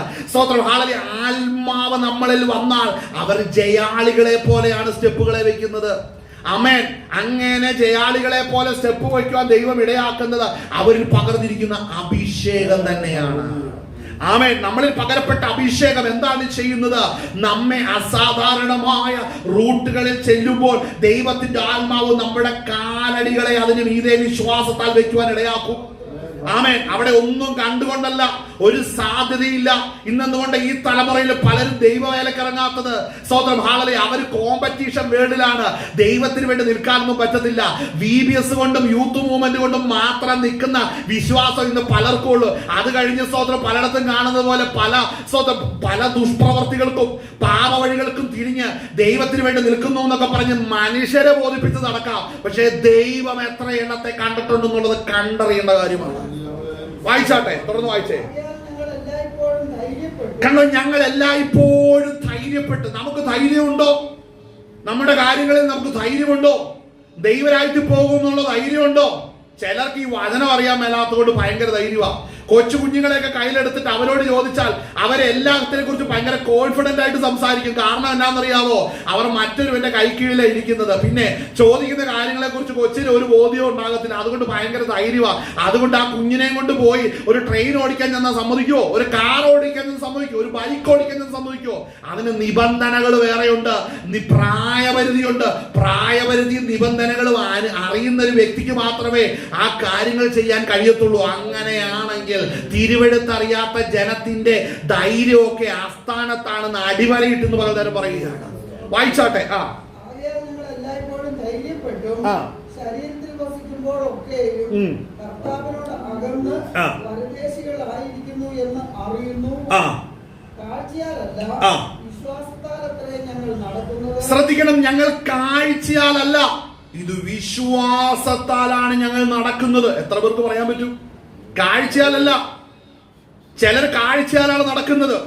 കാഴ്ചപ്പുറത്ത് ചിലതുണ്ടെങ്കിലേ അവർക്ക് ആശ്വാസവും സമാധാനവും ഉള്ളൂ. എന്തുകൊണ്ടാണ് ഒരു അപ്പോസ്തലൻ പൗലോസ് അപ്പോസ്തോലിക ശുശ്രൂഷയിൽ നിൽക്കുമ്പോൾ പുറമേ ഞരക്കങ്ങളും കഷ്ടങ്ങളും ഉണ്ടെങ്കിലും ധൈര്യപ്പെട്ടിരിക്കുന്നതെന്ന് അറിയാവോ? അവനിൽ വ്യാപരിക്കുന്ന പരിശുദ്ധാത്മാവാണ്. മുമ്പിൽ ഒന്നും കാണുവാനില്ലാതെ സ്റ്റെപ്പ് വെക്കാൻ കഴിയുന്നത് അഭിഷേകം ഉള്ളവർക്കേ കഴിയത്തുള്ളൂ. കാണുന്നിടത്തൊക്കെ സ്റ്റെപ്പ് വെക്കുന്ന അഭിഷേകത്താൽ അല്ല കേട്ടോ, അഭിഷേകം പ്രാപിച്ചവരുടെ കാര്യം ഞാൻ ഈ പറയുന്നത്. അവർ സ്റ്റെപ്പ് വെക്കുന്നത് ഒന്നും കാഴ്ചയാലല്ല, വിശ്വാസത്താൽ തന്നെയാണ്. ആമേൻ. നീ ഒന്നും കാണാതെ സ്റ്റെപ്പുകളെ വെക്കാൻ തയ്യാറാണെങ്കിൽ ദൈവപ്രവൃത്തിയോടെ വെളിപ്പെടുവാൻ ഇടയായിത്തീരും. സ്വർഗരാജ്യം ആളെ അഭയാർത്ഥി കേന്ദ്രമല്ല, അത് രക്ഷിക്കപ്പെട്ടു ഒരുക്കപ്പെട്ടിരിക്കുന്ന വിശുദ്ധന്മാരെ ഇരുത്തി ആദരിക്കുന്ന ഇടമാണ്. ആമേൻ. ഹല്ലേലൂയ. സ്വർഗം ഒരിക്കലും അഭയാർത്ഥി കേന്ദ്രമല്ല. എങ്ങനെ നടന്നിട്ടും അങ്ങോട്ട് ചെന്നാൽ കൈക്കൊള്ളുമെന്ന് വിചാരിക്കുന്ന ബുദ്ധിശൂന്യർ ഒത്തിരി പേരുണ്ട്. ഒരു തെളിവ് ഒരിക്കലും വിട്ടുപിരിയാത്ത പാപ സ്വഭാവം അതിന്റെ അടിസ്ഥാന സ്വഭാവമാണ്. സഭയ്ക്കകത്ത് കാണുന്ന എല്ലാ മലിനതകളും വചനവിരുദ്ധമായ ക്രയവിക്രയങ്ങളെല്ലാം തന്നെ അഭിഷേകം ഇല്ലാത്തതിന്റെ തെളിവാണ്. ഇതിനെല്ലാം കണ്ടിട്ട് വളരെ മൗനമായിരിക്കുന്ന ശുശ്രൂഷകനുണ്ടെങ്കിൽ അവനിൽ അഭിഷേകമില്ലാത്തതിന്റെ തെളിവാണ്. ഇതെല്ലാം കണ്ടിട്ട് മൗനമാകുന്നുണ്ടെങ്കിൽ പണത്തെ പ്രതി മൗനമാകുകയാണ്, അധികാരത്തെ പ്രതി മൗനമാകുകയാണ്. നിനക്ക് വരുന്ന ശിക്ഷ വളരെ കഠിനമായിരിക്കും. വായിച്ചാട്ടെ, തുറന്ന് വായിച്ചാട്ടെ. ഇങ്ങനെ ഞങ്ങൾ ധൈര്യപ്പെട്ട് കൂടെ വസിക്കുവാൻ അധികം ഇഷ്ടപ്പെടുന്നു. ശ്രദ്ധിക്കണം, ലോകത്തിലങ്ങ് അങ്ങോട്ട് കെട്ടിപ്പിടിച്ച് ഇവിടെ അങ്ങ് കിടക്കാനല്ലെന്നേ. ഹല്ലേലൂയ. ഇത് വിട്ട് കർത്താവിനോട് കൂടെ പോകാമെന്നോ ആശ. ഹല്ലേലൂയ. രാവിലെ പത്രം എടുത്ത് വായിക്കുമ്പോൾ എത്ര പേർക്ക് ഇവിടെ ജീവിക്കാനുള്ളതെന്ന് തോന്നുന്നുണ്ട്? ന്യൂസ് എടുത്ത് നോക്ക്, ലൈവ് ന്യൂസ് കണ്ടുകൊണ്ടിരിക്കുന്നവർക്ക് എത്ര പേർക്ക് അതിന്റെ അടിയിൽ വരുന്ന സ്ക്രോൾ ചെയ്ത് വരുന്ന ന്യൂസുകൾ വായിക്കുമ്പോൾ മനസാക്ഷി നടുങ്ങി പോകുന്ന കാഴ്ച കണ്ടപ്പോൾ എന്ത് തീരുമാനിച്ചു? ഇവിടെ കിടക്കാനാണോ തീരുമാനം? ഹല്ലേലൂയ. ഇവിടെ കിടക്കാനാണോ തീരുമാനം? ദൈവരാജ്യത്തിന് അവകാശിയായി തീരുവാൻ, വിട്ടുപിരിഞ്ഞ് ക്രിസ്തുവിനോടുകൂടെ കഴിയുവാൻ ആഗ്രഹിക്കണമേ. വായിച്ചേ. അതുകൊണ്ട്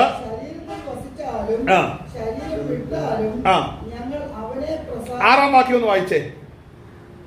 ആകയാൽ ഞങ്ങൾ എല്ലായ്പ്പോഴും ധൈര്യപ്പെട്ട് ശരീരത്തിൽ വസിക്കുമ്പോൾ ഒക്കെയും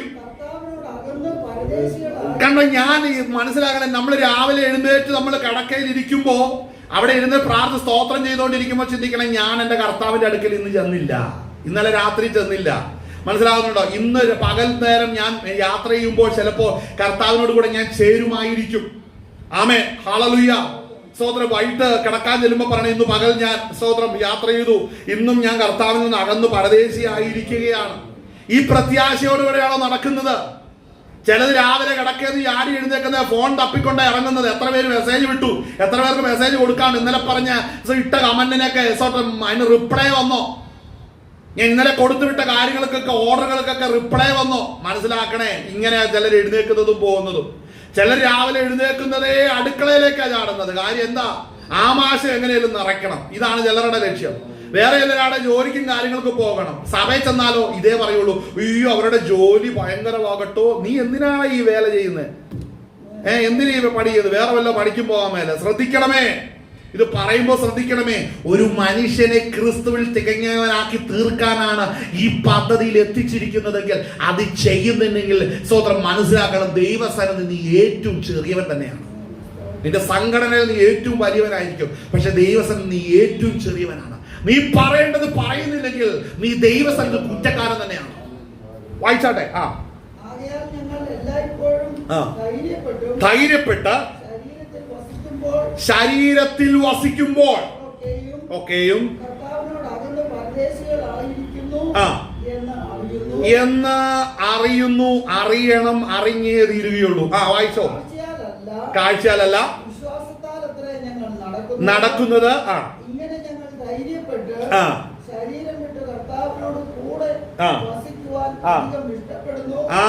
ചിലർക്ക് മരണം എന്ന് പറയുന്നത് പരിഭ്രാന്തിയാ. ഈ ശരീരം വിടുക എന്ന് പറയുന്നത് ഭയങ്കര പേടിയാ. അല്ലെങ്കിൽ ചില പാട്ടുകളൊക്കെ മരണവീട്ട് സ്ഥിരമായി പാടുന്നൊരു പാട്ട് ഒരു ദിവസം മാറി വീട്ടിലെ സന്ധ്യാപ്രാർത്ഥനയ്ക്ക് പാടിക്കഴിഞ്ഞാൽ ചില ആത്മീക ബലഹീനരുടെ ചിന്ത അന്ന് രാത്രി ആ വീട്ടിൽ ആരാണ്ട് ചാവൂന്നാണ്, നാളെ രാവിലെ ശവപ്പെട്ടി മേടിക്കാൻ പോകും എന്നൊക്കെയാണ് ചിലരുടെ വിശ്വാസം. ആ മാതിരിയുള്ള ബലഹീനരുണ്ട് വിശ്വാസകോളത്തില്. ഹല്ലേലൂയ. എന്താണ് അവിടെ വചനം പറയുന്നേ? എന്താണ് അവിടെ വായിക്കുന്നേ? ഒന്നും കൂടെ വായിച്ച ആ വാക്യം. ഇങ്ങനെ ഞങ്ങൾ ധൈര്യപ്പെട്ട്. എവിടെ നിനക്ക് എങ്ങനെയാ ധൈര്യം കിട്ടുന്നതെന്ന് അറിയാവോ? ദൈവത്തിന്റെ ആത്മാവ് വസിക്കുന്ന നിന്നെ സംബന്ധിച്ച് സ്വന്തം മരണത്തിന്റെ അധികാരിയായ പിശാചിനെ യേശുക്രിസ്തു തന്റെ മരണത്താൽ നീക്കി.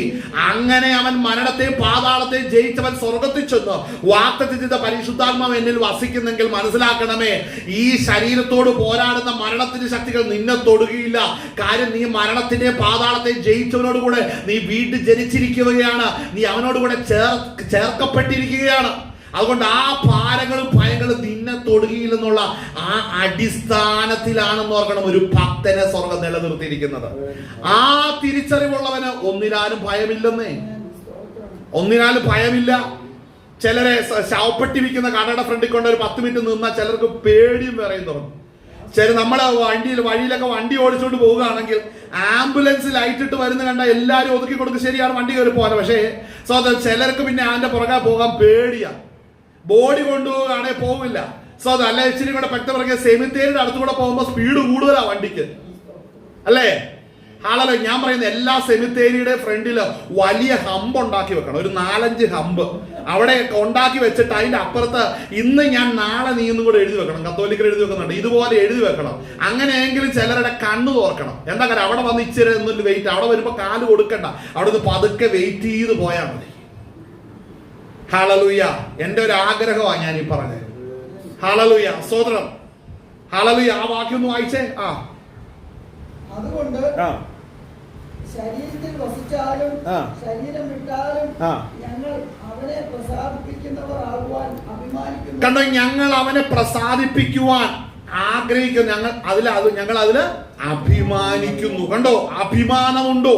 ഇത് പരിശുദ്ധാത്മാവ് നൽകുന്നതാണ് ഈ അഭിമാനം. പരിശുദ്ധാത്മാവ് നൽകുന്നതാണ് ഈ ധൈര്യം. ഈ ധൈര്യത്തിൽ വേണം സഭ മുന്നേറുവാൻ. ഞാൻ ഈ ശരീരം വിട്ടു പോകുവാൻ പോവുകയാണ്. കർത്താവിന്റെ വരവിൽ. മനസ്സിലാകുന്നുണ്ടോ? അതിന് ഉറപ്പെന്താ?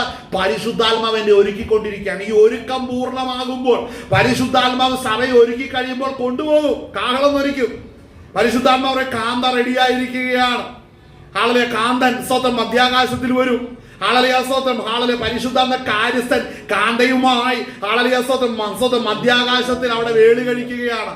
ആള് എന്ന് പറഞ്ഞാൽ എന്താ? ഇവിടെ ഒരു കാറ്ററിങ്ങും അതും വെച്ചോണ്ടുള്ള സ്റ്റേജ് പ്രോഗ്രാം നടക്കുന്നല്ല പറഞ്ഞിരിക്കുന്നത്. നമ്മെ ക്രിസ്തുവിനോട് ചേർത്ത് നാമും ക്രിസ്തുവുമായി പിതാവിന്റെ സന്നിധിയിൽ പ്രത്യക്ഷമാകും. നമ്മയും ചേർത്തുകൊണ്ട് പിതാവിന്റെ സന്നിധിയിലേക്ക്, പിതാവിന്റെ ഭവനത്തിലേക്ക് പുത്രനാകുന്ന യേശു ക്രിസ്തു പോവും. ഈ പ്രത്യാശ ഉള്ളത് പരിശുദ്ധാത്മാഭിഷേകം പ്രാപിച്ചവർക്ക് മാത്രമേ ഉള്ളൂ. അല്ലാത്തവർക്കൊക്കെ ഇത് വെറും പ്രസംഗക്കുറിപ്പ് മാത്രമേ ഉള്ളൂ. ആമേൻ. ഇത് വെറും പ്രസംഗമല്ല, ഇതിന്റെ അകത്ത് രക്ഷയുടെ സത്യങ്ങൾ അടങ്ങിയിരിപ്പോൾ സ്വന്തം അതിനെ ഗ്രഹിച്ചു വേണം ഒരു വിശുദ്ധൻ സ്റ്റെപ്പുകളെ വെക്കുവാൻ. വായിച്ചാട്ടെ. അവനവൻ ശരീരത്തിലിരിക്കുമ്പോൾ ചെയ്തത് നല്ലതാകിലും തീയതാകിലും അതിന് തക്കവണ്ണം പ്രാപിക്കേണ്ടതിന് നാം എല്ലാവരും ക്രിസ്തുവിന്റെ ന്യായാസനത്തിന്റെ മുൻപാകെ വെളിപ്പെടേണ്ടതാകും. കണ്ടോ? ക്രിസ്തുവിന്റെ ന്യായാസനത്തിന് മുമ്പാകെ വെളിപ്പെടേണ്ടതാണോ? ആരാണ് വെളിപ്പെടുന്നത്? ആരാണ് വെളിപ്പെടുന്നത്? സ്തോത്രം. മനസ്സിലാക്കണം, ക്രിസ്തുവിന്റെ ന്യായാസനത്തിന്റെ മുമ്പിൽ ഹല്ലേലൂയ നമ്മൾ വെളിപ്പെടുമ്പോൾ സ്തോത്രം, നമ്മൾ രക്ഷിക്കപ്പെട്ട അഭിഷേകം പ്രാപിച്ച ഒരു ദൈവവൈതൽ തന്റെ ശരീരത്തിൽ ചെയ്ത നന്മയായാലും തിന്മയായാലും അതിനൊത്തവണ്ണം അവന്റെ ശരീരം കൊണ്ട് അവൻ ചെയ്ത തെറ്റുകൾക്ക് ഒത്തവണ്ണവും അവൻ ചെയ്ത നന്മകൾക്ക് ഒത്തവണ്ണവും അവൻ പ്രാപിക്കുവാൻ ദൈവസന്നിധി ചെല്ലേണ്ടി വരും. ശ്രദ്ധിക്കണം കേട്ടോ, ഇത് വിശുദ്ധന്മാരുടെ ഇടയിലുള്ള കാര്യമാണ്. ഇതിന്റെ അകത്തൊരു വെള്ളവടിക്കാരനും സഭാരാഷ്ട്രീയം നടത്തുന്നതിനൊന്നും അവിടെ ചെല്ലുന്നില്ല. അതൊക്കെ കീഴോട്ട് പോകാൻ വേണ്ടി ഇവിടെ ഒരുക്കപ്പെടും, പിന്നീട് തീ കൊണ്ട് ഒരുക്കപ്പെടും. ആമേൻ. മനസ്സിലാക്കണം, ദൈവരാജ്യത്തിൽ ചെല്ലുന്നവർ, ഒരുക്കപ്പെട്ടവർ, ദൈവത്തിന് വേണ്ടി കാക്കപ്പെട്ടവർ അവിടെ ഒരുങ്ങിയിരിക്കാൻ അവർക്ക് അവിടെ പ്രതിഫലം വീതിക്കുന്ന നാളെടുത്ത് വരും.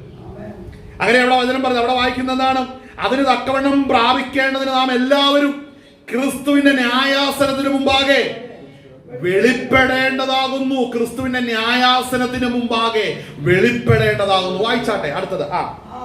ആകയാൽ കർത്താവിനെ ഭയപ്പെടണം എന്നറിഞ്ഞിട്ട് ഞങ്ങൾ മനുഷ്യരെ സമ്മതിപ്പിക്കുന്നു, എന്നാൽ ദൈവത്തിന് ഞങ്ങൾ വെളിപ്പെട്ടിരിക്കുന്നു. ഇവിടെ ശ്രദ്ധിക്കണം, പൗലോസ് പറയുന്ന കാര്യം ശ്രദ്ധിക്കണം. ഈ നിത്യതയെ കുറിച്ചുള്ള ആലോചനകളെ ഇവിടെ പറയുകയും അത് പ്രബോധിപ്പിക്കുകയും ചെയ്യുമ്പോൾ പരിശുദ്ധാത്മാഭിഷേകം പ്രാപിച്ചവർക്ക് മുമ്പിലുള്ള ഒരു മാനദണ്ഡം എന്താണെന്ന് ഇവിടെ പറയുന്ന കാര്യം ശ്രദ്ധിക്കണം. അവിടെ വായിക്കുന്ന, ആകയാൽ കർത്താവിനെ ഭയപ്പെടണമെന്ന് അറിഞ്ഞിട്ടും, ശ്രദ്ധിക്കണം, നമ്മൾ രക്ഷിക്കപ്പെടുമ്പോൾ നമ്മുടെ മുമ്പിൽ പറയും നമ്മൾ ദൈവത്തിന് വേണ്ടി കർത്താവിന് വേണ്ടി മാത്രമേ നിൽക്കാവുള്ളൂ. എന്നേക്കാൾ അധികമായ അപ്പനെയോ അമ്മയോ സ്വന്തം മക്കളെയോ ഭാര്യയോ സ്വന്തം സഹോദരങ്ങളെയോ പ്രിയപ്പെടുന്നവരെ എനിക്ക് കൊള്ളാവുന്നവനല്ലെന്ന് കർത്താവ് പറഞ്ഞിട്ടുണ്ടെങ്കിൽ, അങ്ങനെ പറഞ്ഞിട്ടുണ്ടെങ്കിൽ വളരെ ശ്രദ്ധിക്കേണ്ട ഒരു കാര്യമാണ്. ഇവിടെ വീണ്ടും പൗലോസ് അതിന് തുല്യം നിൽക്കുന്ന പദം വീണ്ടും പറയുകയാണ്. ആകയാൽ കർത്താവിനെ ഭയപ്പെടണമെന്ന് അറിഞ്ഞിട്ട് ഞങ്ങൾ മനുഷ്യരെ സമ്മതിപ്പിക്കുന്നു. ശ്രദ്ധിക്കണം, ഇത് അപ്പോ ഈ തിരിച്ചറിവുള്ളവര്, രക്ഷിക്കപ്പെട്ടവര് തിരിച്ചറിയണമേ, നീ ദൈവത്തെ പ്രസാദിപ്പിക്കുന്ന സംഘടനയോ മറ്റുള്ളവരെയോ പ്രസാദിപ്പിക്കാൻ പോകരുത്. വചനവിരുദ്ധമായ കാര്യങ്ങൾ ചെയ്യുന്നത് കണ്ടാൽ അതിനെ കോംപ്രമൈസ് ചെയ്യുന്നുണ്ടെങ്കിൽ നീ ദൈവത്തിന് കൊള്ളാവുന്നവനല്ല, നീ മനുഷ്യരെ പ്രസാദിപ്പിക്കുന്നവനാ, നീ ദൈവരാജ്യം അവകാശമാക്കുകയുമില്ല. മനസ്സിലാക്കണം. അപ്പോൾ ഇന്ന് പല പ്രസംഗങ്ങളുടെ അകത്തും നീ മനുഷ്യന് കൊള്ളാവുന്നവനാകണം, മനുഷ്യന് കൊള്ളാവുന്നവനാകണം. ഞാൻ ഇന്നും ഓർക്കുന്ന ഒരു വ്യക്തി പ്രസംഗിച്ചു വന്നപ്പോൾ അദ്ദേഹം പറഞ്ഞു, നീ ആദ്യം ഇരുന്ന് ഞങ്ങൾക്ക് മനുഷ്യർക്ക് കൊള്ളാവുന്നതിനായിട്ട് മനുഷ്യരോട് നല്ല വാക്ക് പറ, മനുഷ്യരോട് നല്ല വാക്ക് പറ.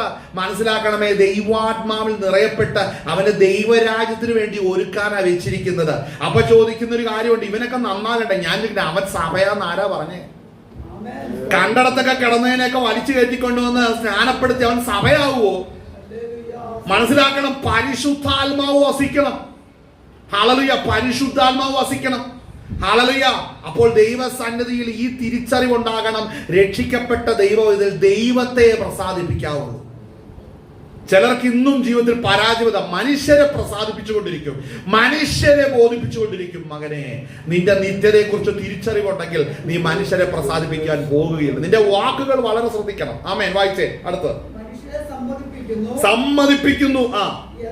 എന്നാൽ ദൈവത്തിന് ഞങ്ങൾ വെളിപ്പെട്ടിരിക്കുന്നു, നിങ്ങളുടെ മനസാക്ഷികളിലും വെളിപ്പെട്ടിരിക്കുന്നു എന്ന് ഞാൻ ആശിക്കുന്നു.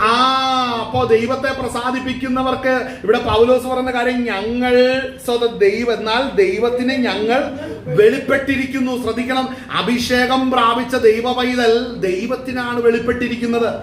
ശ്രദ്ധിക്കണം, ഹാളലിയ, കഴിഞ്ഞ നാളുകളിൽ രക്ഷിക്കപ്പെട്ടു സ്നാനപ്പെട്ട് അഭിഷേകം പ്രാപിച്ച നാൾ മുതൽ നിന്നെ ദൈവം അറിയുന്നുണ്ട്.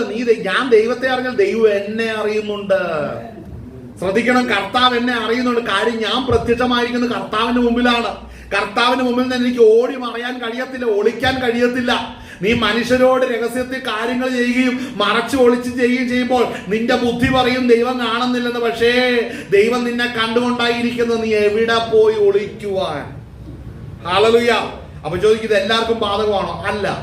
പാപം ചെയ്യുന്നവർക്കും രക്ഷിക്കപ്പെടാത്തവർക്കും അശേഷം ബാധകമല്ല. നിങ്ങൾ പാപം ചെയ്യുക, മുമ്പോട്ട് പോകാം, നിത്യ നരകത്തിലേക്ക് ചെല്ലുക. അവിടെ നിന്റെ കൂട്ടുകാർ കാണും, നിന്നെ വഴി തെറ്റിച്ചവരും അവിടെ കാണും. മനസ്സിലാക്കണം, ദൈവരാജ്യത്തിൽ പോകേണ്ടവർക്ക് ഒഴുക്കി വെച്ചിരിക്കുന്ന മാനദണ്ഡമാണ് ഈ വായിച്ചത്. നിങ്ങൾ ദൈവത്തിനാണ് വെളിപ്പെട്ടിരിക്കുന്നത്. അടുത്ത വാക്യം, ദൈവത്തിന് വെളിപ്പെട്ടിരിക്കുന്നു. അടുത്തത്, അടുത്ത തുറന്ന് എന്നാൽ ദൈവത്തിന് ഞങ്ങൾ വെളിപ്പെട്ടിരിക്കുന്നു നിങ്ങളുടെ മനസാക്ഷികളിലും. കണ്ടോ, മനുഷ്യരുടെ മനസാക്ഷിയിൽ തെളിയണം. അനേക ശുശ്രൂഷകർ മനുഷ്യരുടെ മനസാക്ഷിയിലില്ല.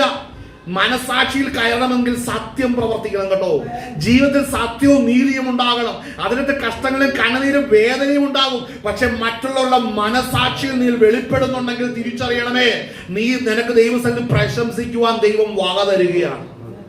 ഹല്ലേലൂയ. നമ്മെ കുറിച്ച് പറയുമ്പോൾ മനസാക്ഷിക്ക് വിലക്കുന്ന കാര്യമാണ് പറയുന്നതെങ്കിൽ ശ്രദ്ധിക്കണം. ഹല്ലേലൂയ. മനുഷ്യർ നല്ലതൊന്നും പറയണ്ട. ഇവിടെ ദൈവവചനം പറയുന്നത് അവരുടെ മനസാക്ഷിയിൽ തെളിഞ്ഞാൽ മതി. മനുഷ്യര് വാഗൊണ്ട് ഭോഷ്ക് പറയുന്നവർ, പക്ഷെ അവരുടെ മനസാക്ഷിയിൽ നമ്മളുണ്ട്. അവൻ സത്യം പറഞ്ഞാൽ മനസാക്ഷിയിലുള്ളത് പറയും. ഭോഷ്ക് പറയുന്നവന്റെ വായിൽ ഭോഷ്കേ പറയുള്ളൂ. പക്ഷെ അവന്റെ മനസാക്ഷിയിലും ഒരു അപ്പോസ്തലനുണ്ടെങ്കിൽ മനസ്സിലാക്കണം, അതിന്റെ പ്രശംസ സ്വർഗത്തിൽ നിന്നാണ് അവന് ലഭിക്കുന്നത്. മറഞ്ഞു കിടക്കുന്ന കാര്യമാണ്. വായിച്ചാട്ടെ. ഞങ്ങൾ പിന്നെയും ഞങ്ങളെ തന്നെ നിങ്ങളോട് ശ്ലാഘിക്കുകയല്ല, ഹൃദയം നോക്കിയിട്ടല്ല. ഇവിടെ ശ്രദ്ധിക്കണം, ഹൃദയം നോക്കിയിട്ടല്ല, മുഖം നോക്കിയിട്ട് പ്രശംസിക്കുന്നവരോട്. ഇവിടെ ചിലരെ മനുഷ്യന്റെ മുഖം നോക്കിയാണ് കാര്യങ്ങൾ പറഞ്ഞുകൊണ്ടിരിക്കുന്നത്. ശ്രദ്ധിക്കണം. ആമേൻ, ഹല്ലേലൂയ. ചിലര് പുറമേ കാണുന്നതിനെ വലിയ പ്രാധാന്യം. ഈ ലോകത്തിന്റെ പ്രത്യേകത ഏതാണ്? ഇവിടെ പുറമേ കാണുന്ന കാര്യങ്ങൾക്കാണ് പ്രസക്തിയുള്ളൂ. പണമുണ്ടോ, പദവിയുണ്ടോ, അധികാരമുണ്ടോ, ശക്തിയുണ്ടോ, സൗന്ദര്യമുണ്ടോ, വിദ്യാഭ്യാസമുണ്ടോ, ഇതിനൊക്കെ പ്രാധാന്യമുണ്ട്. അത് പുറമേ ഉള്ള കാര്യങ്ങളാണ്. അതുണ്ടെങ്കിൽ നിനക്ക് ഇവിടെ വാലിഡിറ്റി ഉണ്ട്. ഇല്ലെങ്കിൽ നീ ഔട്ട് ഓഫ് കവറേജ് ഏരിയയിലാണ്, അല്ലേ? ശ്രദ്ധിക്കണം, അല്ലെങ്കിൽ നീ അവിടെ ഔട്ടാണ്. അവരുടെ ആ കാറ്റഗറിയിൽ നിന്ന് നീ ഔട്ടാണ്. പക്ഷേ ഇവിടെ ദൈവത്തിന്റെ വചനം ശ്രദ്ധിക്കണം. ഇവിടെ വായിക്കുന്നത് നിങ്ങൾ ഞങ്ങളെ തന്നെ നിങ്ങളോട് ശ്ലാഘിക്കുകയല്ല എന്ന് പറഞ്ഞ് ഞങ്ങൾ അവരെ പോലെ കേട്ടോ, അവർ ഞങ്ങളെ പോലെ. അങ്ങനെ കുറെ പേര് വിശ്വാസത്തിലുണ്ട്. ചിലർ കമ്പാരിറ്റീവ് സ്റ്റഡിയിലേക്ക് പോകുന്നവർ ചിലരുണ്ട്, കമ്പാരിസണിലേക്ക് പോകുന്നവരുണ്ട്. ചിലരെ വെച്ച് കമ്പയർ ചെയ്തുകൊണ്ടിരിക്കും. ശുശ്രൂഷയോ കുടുംബമോ ദേശമോ ഇതൊക്കെ വെച്ച് കമ്പയർ ചെയ്തുകൊണ്ടിരിക്കും. അത് ലോകത്തിന്റെ സ്വഭാവമാണ്. ദൈവ മക്കളിൽ അത് കാണരുത്. അടുത്തത് വായിച്ചേ. ഹൃദയം നോക്കിയിട്ടല്ല, മുഖം നോക്കിയിട്ട് പ്രശംസിക്കുന്ന ഒത്തിരി പേരുണ്ട്. പുറമേ ഉള്ളത് വെച്ച് പറഞ്ഞ് സംസാരിക്കുന്നവരുണ്ട്. ഭയപ്പെടണ്ട കേട്ടോ, ഇത് വേഗം തീരുകയും നാം പറന്നു പോവുകയും ചെയ്യും. ഈ നാടുകളിൽ ചിറക് മുളച്ചവരൊക്കെ ഉയരത്തിലേക്ക് പറന്നു പോകും. 10-80 വർഷം ഇവിടെ കിടന്ന് രക്ഷിക്കപ്പെടാതെയും വീണ്ടും ജന്മം പ്രാപിക്കാതെ ഇരിക്കുന്നവൻ അവസാനം കിടന്ന് അടിക്കുള്ളൂ, പൊങ്ങൂല. ഹല്ലേലൂയ, സ്തോത്രം. ഈ വവ്വാൽ എന്ന് പറയുന്ന ഒരു ജന്തു ഉണ്ടല്ലേ, രാത്രിയില് പറന്ന് നടക്കും, പകല് അത് തലകുത്തി നിൽക്കും, അല്ലേ? അതിന് തൂവലില്ല, ഉണ്ടോ? ഇല്ല. പിന്നെ എന്താ? ഒരു തോലാണ് അതിന്റെ കയ്യില് ഇങ്ങനെ ഇരിക്കുന്നത്. അതിനൊരു തുള വന്ന സാധനം പറക്കൂല. മനസ്സിലായോ? ഹല്ലേലൂയ. കാര്യം പറഞ്ഞ ഇതുപോലെ ദുരുപദേശത്തിന്റെ വഴിവിട്ട ജീവിതം നയിക്കുമ്പോ തുള വീണ് കിടക്കും, ഇരുന്ന് അടിക്കുന്നുണ്ട്, പൊങ്ങൂല. ഹല്ലേലൂയ. ഇതുപോലെ ചില ആത്മീകത്തിലും കുറെ വവ്വാലുമാർ ഇതുപോലെ ഉണ്ട്. രാത്രി മാത്രം തലവെക്കും. പകൽ സമയത്തോ അവരെ ഉപയോഗിക്കപ്പെടേണ്ട സമയത്തോ അവരവിടെ കാണുന്ന തലകുത്തി നിൽക്കുകയും ചെയ്യും. വായിച്ച അടുത്ത വാക്യം. ഉത്തരം പറയുവാൻ നിങ്ങൾക്ക് വകയുണ്ടാകേണ്ടതിന് നിങ്ങൾക്ക് കാരണം തരികയത്രേ ചെയ്യുന്നു. എന്ന് പറഞ്ഞാൽ എന്താ? ഞങ്ങൾ പുറമേ അല്ല, ഹൃദയം നോക്കി പ്രശംസിക്കുന്ന ഒരു ദൈവമുണ്ടെന്ന് പറഞ്ഞ് പുറമേ പല കാര്യങ്ങളിൽ പ്രശംസ അർഹിച്ച് അതിനുവേണ്ടി പ്രശംസ പ്രശംസയ്ക്ക് വേണ്ടി നിൽക്കുന്ന ഒത്തിരി പേര് 1-ാം നൂറ്റാണ്ടിലുണ്ട്, ഈ 2025 ഉണ്ട്. പുറമേ ഉള്ളത് മാത്രം നോക്കി അതിന്റെ മാഹാത്മ്യം പറഞ്ഞുകൊണ്ട് നിൽക്കുന്ന ഒത്തിരി പേരുണ്ട്, പാസ്റ്റർമാരിലും ഉണ്ട്. ഹല്ലേലൂയ. പുറമേ നോക്കല്ലേ കുഞ്ഞെ, നീ ഹൃദയം നോക്കുന്ന ഒരു ദൈവം സ്വർഗത്തിലുണ്ടെന്ന് മറന്നു പോകരുത്.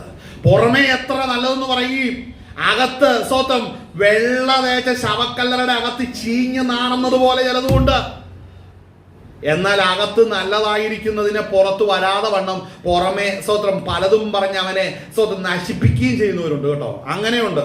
അതിന് മറുവശത്തുണ്ട്, നേരായി നീതിയോടെ നന്മയോടെ സത്യത്തോടെ നടക്കുന്നവരെ അപവാദം പറഞ്ഞു ദൂഷണം പറഞ്ഞു വഴിയടയ്ക്കുന്ന ദുഷ്ടന്മാർ പെന്തക്കോസിൽ പാസ്റ്റർമാരുടെ ഇടയിലുണ്ട്. ഹല്ലേലൂയ. ശ്രദ്ധിക്കണം, ദൈവം ഇതെല്ലാം കണ്ടുകൊണ്ടായിരിക്കുന്നു. മുഖം നോക്കി പ്രശംസിക്കുന്നവർക്ക് ഇവരോട് പൗലോസോടെ പറയുന്ന കാര്യം എന്താണ്? സ്വതം മുഖം നോക്കിയിട്ടല്ല, സ്വതം അവിടെ പറയുന്ന ഹൃദയം നോക്കിയിട്ടല്ല, മുഖം നോക്കിയിട്ട് പ്രശംസിക്കുന്നവരോട് ഉത്തരം പറയുവാൻ നിങ്ങൾക്ക് വക ഉണ്ടാകേണ്ടതിന് ഞങ്ങളെ കുറിച്ച് പ്രശംസിക്കുവാൻ നിങ്ങൾക്ക് കാരണം തരികയത്രേ. അടുത്ത വാക്യം വായിച്ചേ. ഞങ്ങൾ വിവശന്മാർ എന്ന് വരികിൽ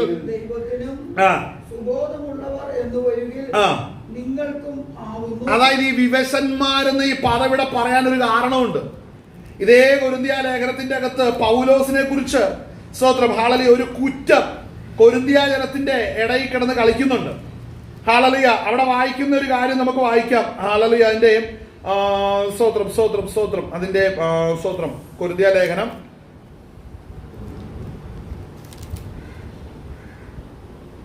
ഹല്ലേലൂയ ഹല്ലേലൂയ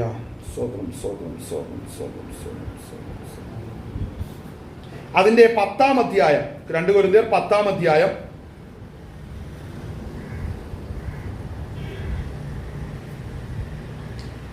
സ്തോത്രം അതിന്റെ 10-9 മുതൽ ഒന്ന് വായിച്ചേ. ഞങ്ങൾ ലേഖനങ്ങളെ കൊണ്ട് നിങ്ങളെ പേടിപ്പിക്കുന്നു എന്ന് തോന്നരുത്.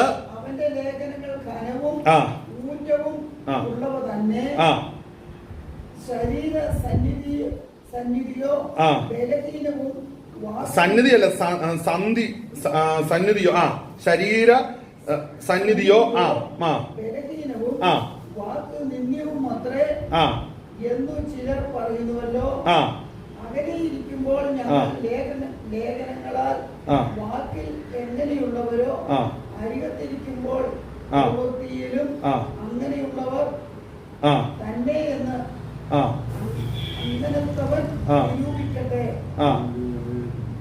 തങ്ങളെ തന്നെ സ്ഥാപിക്കുന്ന ചിലരോട് ഞങ്ങളെ തന്നെ ചേർത്തൊരുമിപ്പിക്കുവാനോ ഉപമിക്കുവാനോ കഴിയുന്നില്ല. അവർ തങ്ങളാൽ തന്നെ തങ്ങളെ അളക്കുകയും തങ്ങളോട് തന്നെ തങ്ങളെ ഉപമിക്കുകയും ചെയ്യുന്നത്. കൊരിന്ത്യയിലെ ഒരു വലിയ പ്രശ്നം ഇതാണ്. ഈ ജാതികളുടെ ഇടയിൽ എല്ലാം ഉള്ള പ്രശ്നം തന്നെയാണ് അല്ലേ. അവിടെ ചിലരെ കൊണ്ട് നിർത്തി മറ്റുള്ളവനെ മര്യാദ പഠിപ്പിക്കും. ഒരുത്തന്റെ പുറമേ കാണുന്ന അവന്റെ ഘടകങ്ങളെ വെച്ച്, പുറമേയുള്ള പ്രസംഗങ്ങളോ പുറമേയുള്ള മറ്റു പ്രൗഢികളോ എല്ലാം വെച്ച് മറ്റൊരുത്തനെ അപമാനിക്കുക, ഒതുക്കുക. ഇത് ഇന്ന് പെന്തക്കോസിന്റെ അകത്തുമുണ്ട്. ഹല്ലേലൂയ. മനസ്സിലാക്കണം, ഇതിനൊക്കെ നേരത്തെ ദൈവത്തിന്റെ വചനം നൽകിയിട്ടുണ്ട്. പല ജനറൽ കൺവെൻഷന്റെ അകത്ത് ചെല്ലുമ്പോഴും തർജ്ജനങ്ങളില്ല, ശാസനങ്ങളില്ല, ഗുണീകരണങ്ങളില്ല, പിന്നെന്താ എക്സോട്ടേഷൻ മാത്രമേ ഉള്ളൂ അല്ലേ. ഹല്ലേലൂയ. ഇതിലും വലിയ ഊടായിപ്പെന്നാ ഉള്ളത്. ആ സ്റ്റേജിൽ കയറി നിൽക്കാൻ നീ ബലി കൊടുത്തത് വചനത്തിന്റെ സത്യങ്ങൾ പ്രസ്താവിക്കാതിരിക്കുകയാണ്. ഒന്ന്. രണ്ടാമത്, ജനത്തെ ക്രിസ്തുവിൽ തികയുന്നത് അവരുടെ വിഷയമല്ല, അവർക്ക് സ്റ്റേജാണ് മുഖ്യം. മനസ്സിലാക്കണം, നീ സ്വന്തം മേഘമണ്ഡലം കടന്നങ്ങി എല്ലത്തില്ല. പലരുടെയും പ്രശ്നം ഇതാണ്. ഹല്ലേലൂയ. ഇവിടെ പൗലോസിനെ കുറിച്ച് പറയുകയാണ്. പൗലോസ് തന്നെ അവന്റെ ലേഖനങ്ങൾ ഘനവും, അത് കുറ്റമായി പറയുന്ന അവന്റെ ലേഖനങ്ങൾ ഘനവും ഊറ്റമുള്ളവ തന്നെ, ശരീര സന്നിധിയോ ബലഹീനവും വാക്ക് നിന്ദ്യമോ. ലേഖനം ഭയങ്കരവാ, പക്ഷെ ആളടുത്തുനിന്ന് ഇങ്ങനെയുള്ളൂ. പിന്നെ മാത്രമല്ല, അടുത്ത കാര്യം അവന് വാക്ക് നിന്ദ്യമോ, വാ തുറന്ന കുറ്റം പറയുള്ളൂ.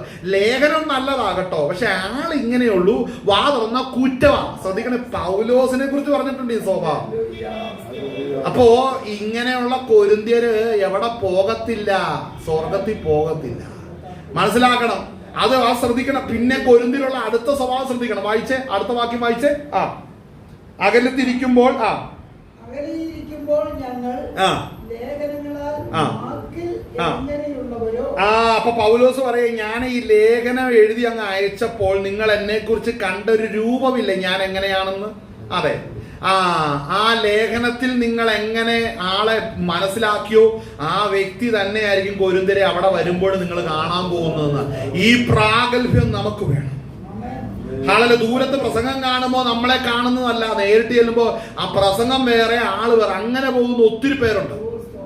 പ്രസംഗത്തിന്റെ അകത്ത് ഭയങ്കര സംഭവം, ആളെ കണ്ടു കഴിയുമ്പോ ഏതിനും വിധേയപ്പെടുന്ന സ്വഭാവം, ഏതിനും വിധേയപ്പെടും, എന്തിനും ചെയ്യും, എങ്ങനെയും പോകും. ശ്രദ്ധിക്കണം, ഇത് കൊരിന്തിയിൽ മുതലുണ്ടായിരുന്നു. പൗലോസിനൊക്കെ അങ്ങനെയുള്ളവരെ നല്ല പരിചയമാണ്. ഇത് ഇന്നൊന്നും ഉണ്ടായതല്ല, വർഷം 2000 ഈ ടൈപ്പൊക്കെ ഭൂമി സഭയ്ക്കകത്ത് കയറി കൂടിയത്.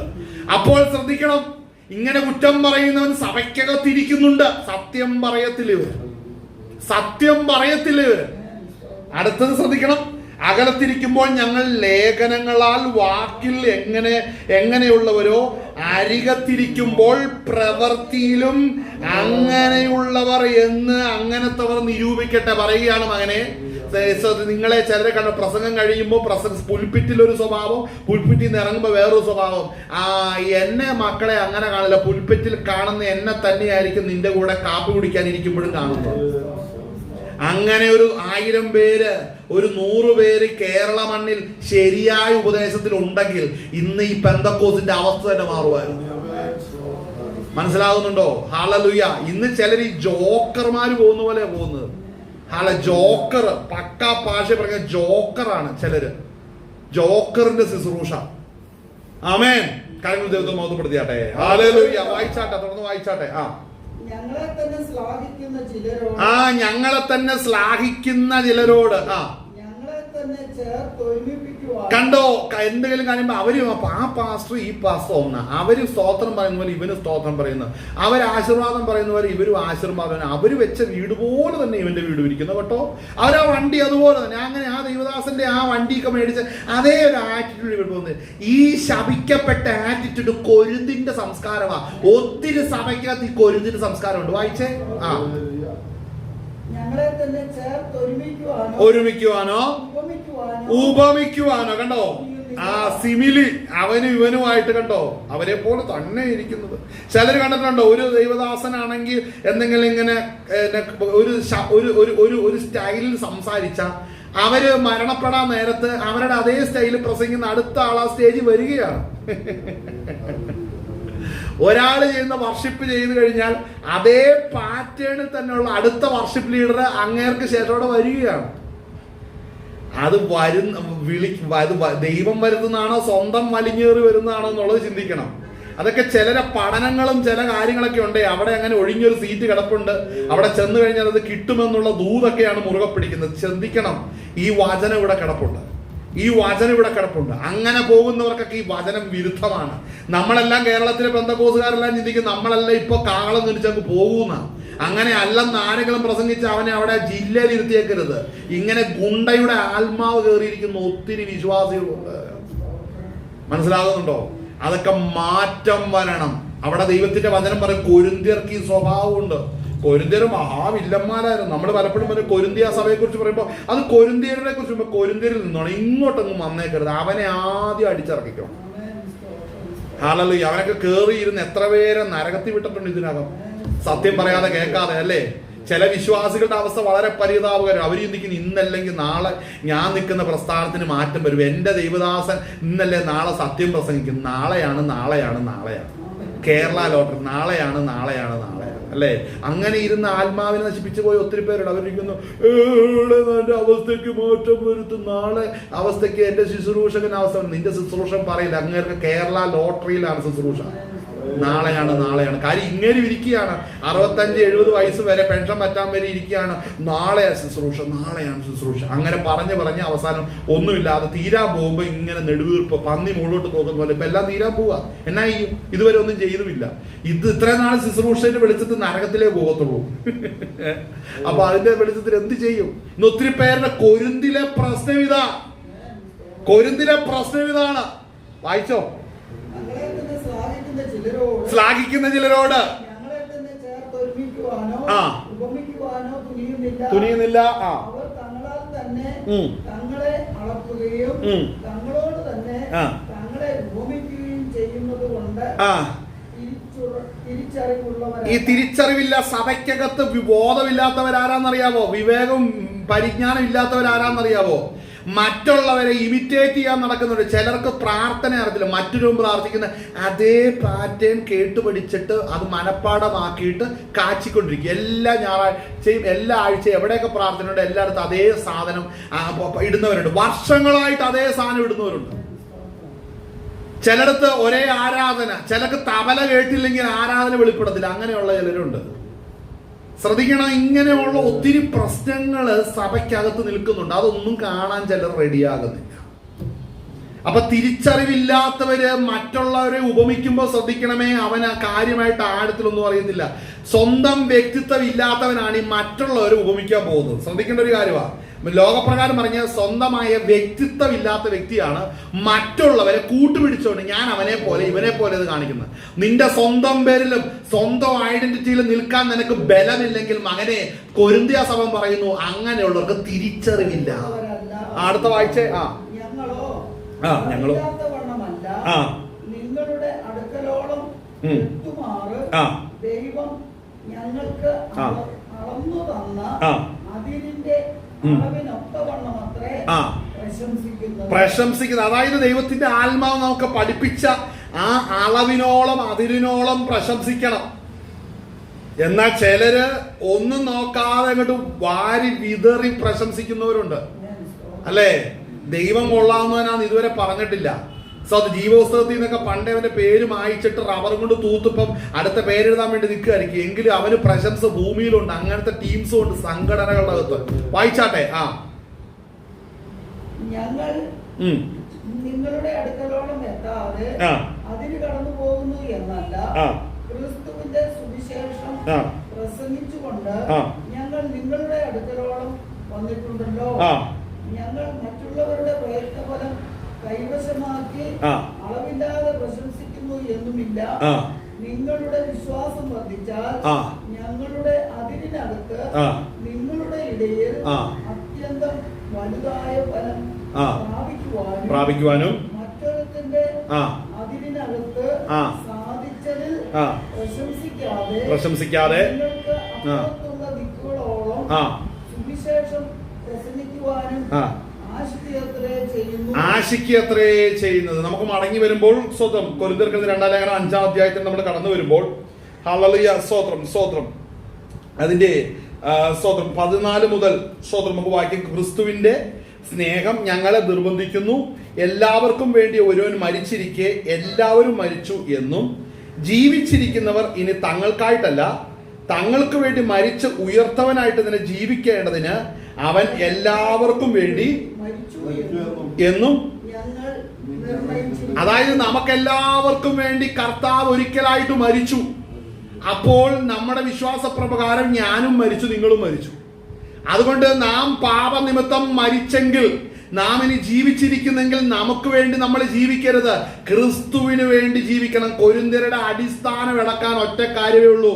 നിങ്ങളിനി നിങ്ങൾക്ക് വേണ്ടി ജീവിക്കരുത്, ക്രിസ്തുവിന് വേണ്ടി ജീവിക്കണം. സംഘടനയ്ക്കകത്ത് പ്രസംഗിക്കേണ്ട ഒറ്റ കാര്യമുള്ളൂ, നിങ്ങൾക്ക് വേണ്ടി ജീവിക്കരുത്, ക്രിസ്തുവിന് വേണ്ടി ജീവിക്കണം. ആമേൻ. ക്രിസ്തുവിന് വേണ്ടി ജീവിക്കണം. അവിടെ അടുത്ത വാക്യം വായിക്കുന്നത് തന്നെയാണ് സ്തോത്രം.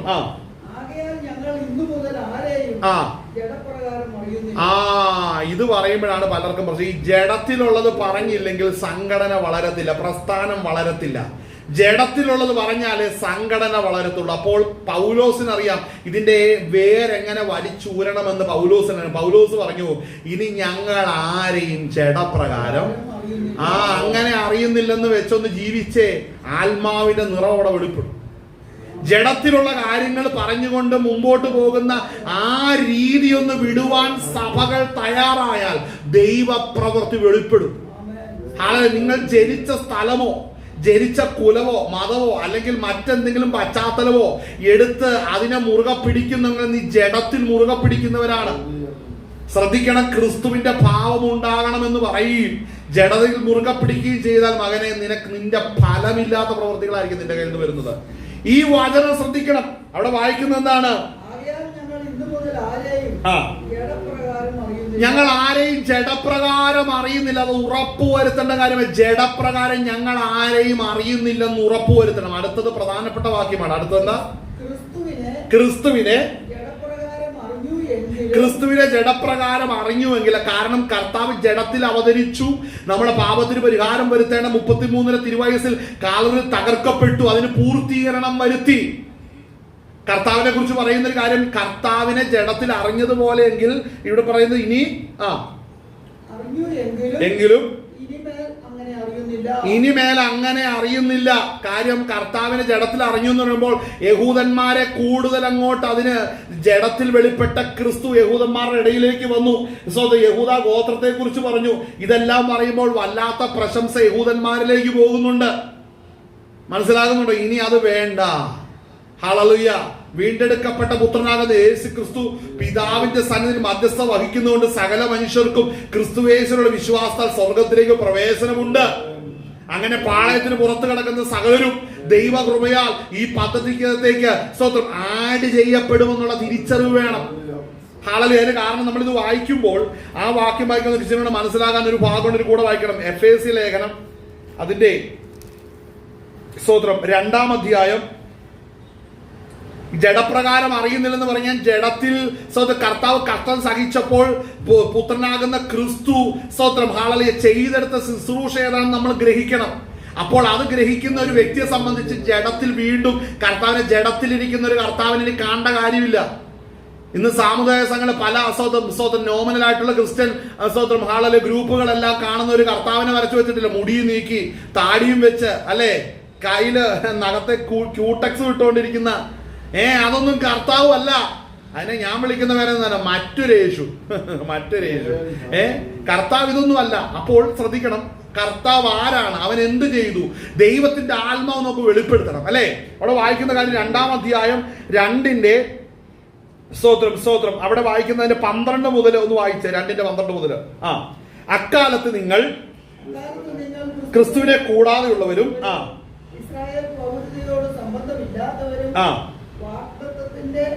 ആ മൈക്ക് ഓൺ ആക്കണമായിരുന്നു. ഓൺ അല്ല കേട്ടോ അത്.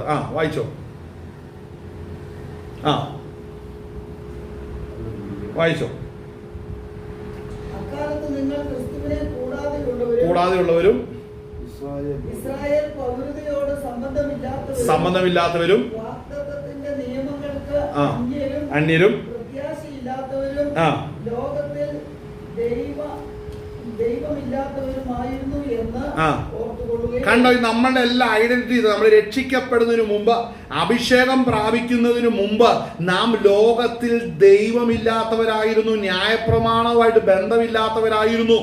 ആമേൻ. ബൈ ബർത്ത് 12 ഗോത്രത്തിൽ ഏതെങ്കിലും ജനിച്ചവരായിരുന്നോ നമ്മൾ? അല്ലല്ലോ. ബൈ ബർത്തിൽ നമ്മൾ ഈ ഗോത്രത്തിൽ നിന്നും പെട്ടവരല്ലായിരുന്നു. അപ്പോൾ എന്താണ് ഇവിടെ പറയുന്നത്? നമ്മൾ അതുകൊണ്ട് ബന്ധമില്ലാതെ ഇരുന്ന് ലോകത്തിൽ ദൈവമില്ലാതെ ജീവിച്ചവരായിരുന്നു എന്ന് അടിവരയിട്ട് ഇവിടെ കാണിക്കുകയാണ്. വായിച്ചേട്ടെ. മുമ്പേ ദൂരസ്ഥരായിരുന്ന നിങ്ങൾ ഇപ്പോൾ ക്രിസ്തു യേശുവിൽ അപ്പോൾ ശ്രദ്ധിക്കേണ്ട ഒരു കാര്യമാണ്, ക്രിസ്തുവിനെ ജഡപ്രകാരം അറിയുന്നില്ല, എന്നാൽ ക്രിസ്തുവിന്റെ രക്തത്തിൽ എന്ത് സംഭവിച്ചു? അവൻ നമുക്ക് വേണ്ടി രക്തം ചിന്തിയ നിമിത്തം സ്തോത്രം ഹല്ലേലൂയ ഇവിടെ കിടന്ന, ഈ കേരളത്തിൽ കിടന്ന് ഇവിടെ കിടന്ന എനിക്കൊരിക്കലും ജീവനുള്ള ദൈവത്തെ അറിയാൻ കഴിയാതിരുന്നപ്പോൾ യേശു ക്രിസ്തുവിന്റെ ശരീരയാഗത്താൽ അവനിൽ നൂറ്റപ്പെട്ട രക്തം മുഖാന്തരം എന്നെ പിതാവിന്റെ സന്നിധിയിലേക്കാണ് ക്രിസ്തു എത്തിച്ചതെന്ന് മനസ്സിലാക്കണം. അങ്ങനെ എനിക്ക് വിശ്വസിച്ചാൽ ഇത് പ്രാപിക്കാൻ കഴിയത്തില്ല. ഇത് കൃപയാലാണ് വിശ്വാസം മൂലം രക്ഷിക്കപ്പെടുന്നതിന്. അതിന് പ്രവർത്തികൾ, എന്റെ വിശ്വാസം എന്ന പ്രവൃത്തി അതിനകത്ത് കാരണമല്ലെന്നാണ് പറയുന്നത്. വായിച്ചേ. അവൻ നമ്മുടെ സമാധാനം കണ്ട. ഇവിടെ ഇരുപക്ഷത്തെയും ജാതികളായിരുന്നവരെയും യഹൂദന്മാരായിരുന്നവരെയും അവരുടെ ഇടയിൽ നിന്നിരുന്ന നെടുച്ചുവരെ, ന്യായപ്രമാണം നിന്ന് നെടുച്ചുവരെ യേശുക്രിസ്തുവിന്റെ ശരീരം മുഖാന്തരം അതിനെ തകർത്തു. അങ്ങനെ പിതാവിന്റെ സന്നിധിയിലേക്ക് സകലർക്കും യേശുക്രിസ്തു മുഖാന്തരം പ്രവേശനം നൽകുകയാണ് ചെയ്യുന്നത്. അപ്പോൾ യേശു ക്രിസ്തുവിന്റെ ജഡപ്രകാരം അറിയുന്നില്ലെന്ന് പറഞ്ഞാൽ യേശു ക്രിസ്തുവിന്റെ 33.5 വർഷത്തെ പരസ്യ ജീവിത ശുശ്രൂഷയിൽ എങ്ങും തന്നെ ഈ പറയപ്പെടുന്ന വെളിപ്പാടുകൾ കണ്ണുകൊണ്ട് കാണപ്പെടുന്ന നിലവാരത്തിലില്ലായിരുന്നു. ഇത് ആത്മാവ് വെളിപ്പെടുത്തി തരുന്നതാണിത്. അപ്പോൾ ഇത് പരിശുദ്ധാത്മാവ് വെളിപ്പെടുത്തി തരുന്നതാണ് ഈ മർമ്മങ്ങൾ പ്രാപിച്ചവർ, അഭിഷേകം പ്രാപിച്ച വിശുദ്ധ ജനമാണ്. അവർ തിരിച്ചറിയുന്നു, എന്നെ വീണ്ടെടുക്കേണ്ടതിന് നല്ല അംശത്തോട് ചേർത്തൊട്ടിക്കുവാനാണ് യേശു ക്രിസ്തു കാൽവരിയിൽ തകർക്കപ്പെട്ടത്. അപ്പോൾ നമ്മൾ കാണുമ്പോൾ ഹേരോദാവിന്റെ, പിലാത്തോസിന്റെ കീഴിൽ, ഹന്നാവിന്റെ, കയ്യഫാവിന്റെ കീഴിൽ മാറി മാറി സന്നിധി സംഘത്തിന്റെ അകത്തൊക്കെ വിധിക്കപ്പെട്ട് അവൻ തകർക്കപ്പെടുമ്പോൾ കാൽവരിയിൽ തകർക്കപ്പെടുന്ന എലോഹീം എലോഹീം ലമ്മാ ശബക്താനി എന്ന്, എന്റെ ദൈവം ഇങ്ങനെ കൈവിട്ടത് എന്ത് എന്ന് പറഞ്ഞുകൊണ്ട് അവന്റെ പ്രാണനെ ഏൽപ്പിച്ചു കൊടുത്ത് മരിക്കുന്നത് വരെ സ്തോത്രം നമുക്കറിയത്തുള്ളൂ. അതാ സകല മനുഷ്യർക്കും അറിയത്തുള്ളൂ. എന്നാൽ ഇതിന്റെ പിന്നിൽ സ്തോത്രഹാല ന്യായപ്രമാണം എന്ന് നെടിച്ചവര് തന്റെ ശരീരത്താൽ ഇടിച്ച് സകലരെ ക്രിസ്തുവിൽ ഒന്നാക്കി തീർക്കണമെന്ന് പറയുന്നത് വെളിപ്പാടാണ്. അത് പരിശുദ്ധാത്മാവാണ് നൽകുന്നത്. അതുകൊണ്ടാണ് ഇവിടെ പൗലോസ് പറയുന്നത്, ഞങ്ങൾ ഇനി ക്രിസ്തുവിനെ ജഡപ്രകാരം അറിയുന്നില്ലെന്ന്. അതുകൊണ്ട് യഹൂദന്മാരുടെ 12 ഗോത്രവും അവിടെ സ്തോത്രം അവിടെ ന്യൂട്രൽ ആയെങ്കിൽ, 12 ഗോത്രത്തിന്റെ മഹത്വം ഇത്ര ഉള്ളെങ്കിൽ ഭൂമിയിൽ ഒരു ജാതിയും മഹത്വം ഉള്ളത് ഇല്ല. മനസ്സിലാകുന്നുണ്ടോ? മനസ്സിലാക്കണം. ഇത് മനസ്സിലാക്കിയിട്ടാ പൗലോസ് പറയുന്നത്, നിങ്ങൾ മുഖം നോക്കിയിട്ട് പ്രശംസിക്കരുത്. രക്ഷയും മഹത്വവും ഇരിക്കുന്നത് ഹൃദയം നോക്കുന്ന ഒരുവൻ സ്വർഗത്തിലുണ്ട്. വായിച്ചാട്ടെ. ഇടിച്ചു കളഞ്ഞു. സമാധാനം ഉണ്ടാക്കിക്കൊണ്ട് ഇരുപക്ഷത്തെയും തന്നിൽ ഒരേ പുതു മനുഷ്യനാക്കി സൃഷ്ടിക്കുവാനും കണ്ട ക്രൂശിന്മേൽ വെച്ച് ശത്രുത്വം ഇല്ലാതാക്കി. അത് ന്യായപ്രമാണം അറിയുമ്പോൾ പാപത്തിന് പരിഹാരം വരുത്തുവാൻ വന്ന പുത്രനാകുന്ന യേശു ക്രിസ്തു. അവിടെ വചനം പറയുന്നത് എന്താണ്? ക്രൂശിന്മേൽ വെച്ച് ശത്രുത്വം, ന്യായപ്രമാണ നിമിത്തം ജാതികൾ ശത്രുക്കളായിരിക്കുമ്പോൾ ആ ശത്രുത്വമാണ് പുത്രന്റെ ശരീരയാഗത്താൽ നീക്കപ്പെടുന്നത്. അപ്പോൾ പിതാക്കന്മാർ നിമിത്തം പ്രിയന്മാരായിരുന്ന യഹൂദന്മാർക്ക് പിതാവായ ദൈവത്തിന്റെ വളരെ പ്രസാദ വർഷം അവരനുഭവിച്ചെങ്കിൽ ജാതികളായിരുന്ന നാം ഓരോരുത്തരും അതേ പ്രസാദത്തിലേക്ക് പ്രവേശിപ്പിക്കുവാനാണ് യേശു ക്രിസ്തു കാൽവരിയിൽ തകർക്കപ്പെട്ടത്. എന്നാൽ ആ ശുശ്രൂഷ ഒന്നും തന്നെ നമ്മൾ ചരിത്രത്തിൽ കണ്ടിട്ടില്ല. അവിടെ കാണുന്നത് യേശു ക്രിസ്തു കാൽവരിയിൽ കിടക്കുന്നത് മാത്രമാ ചരിത്രത്തിലുള്ളൂ. ഈ വായിച്ചതും അറിഞ്ഞതുമാകുന്ന സകലതും വെളിപ്പെടുന്നത് പരിശുദ്ധാത്മാവിനാൽ വെളിപ്പാടിനാലാണെന്ന് വരുന്നത്. അതുകൊണ്ടാണ് വെളിപ്പാടില്ലാതെ എന്റെ ജനം നശിച്ചു പോകുന്നത്. കാരണം എന്നാ? ആളെ ഈ വെളിപ്പാടാണ് നമ്മൾ ആത്മാവിൽ പ്രാപിക്കേണ്ടത്. വായിച്ചാട്ടെ, വേഗം വായിച്ചു തീർത്ത്.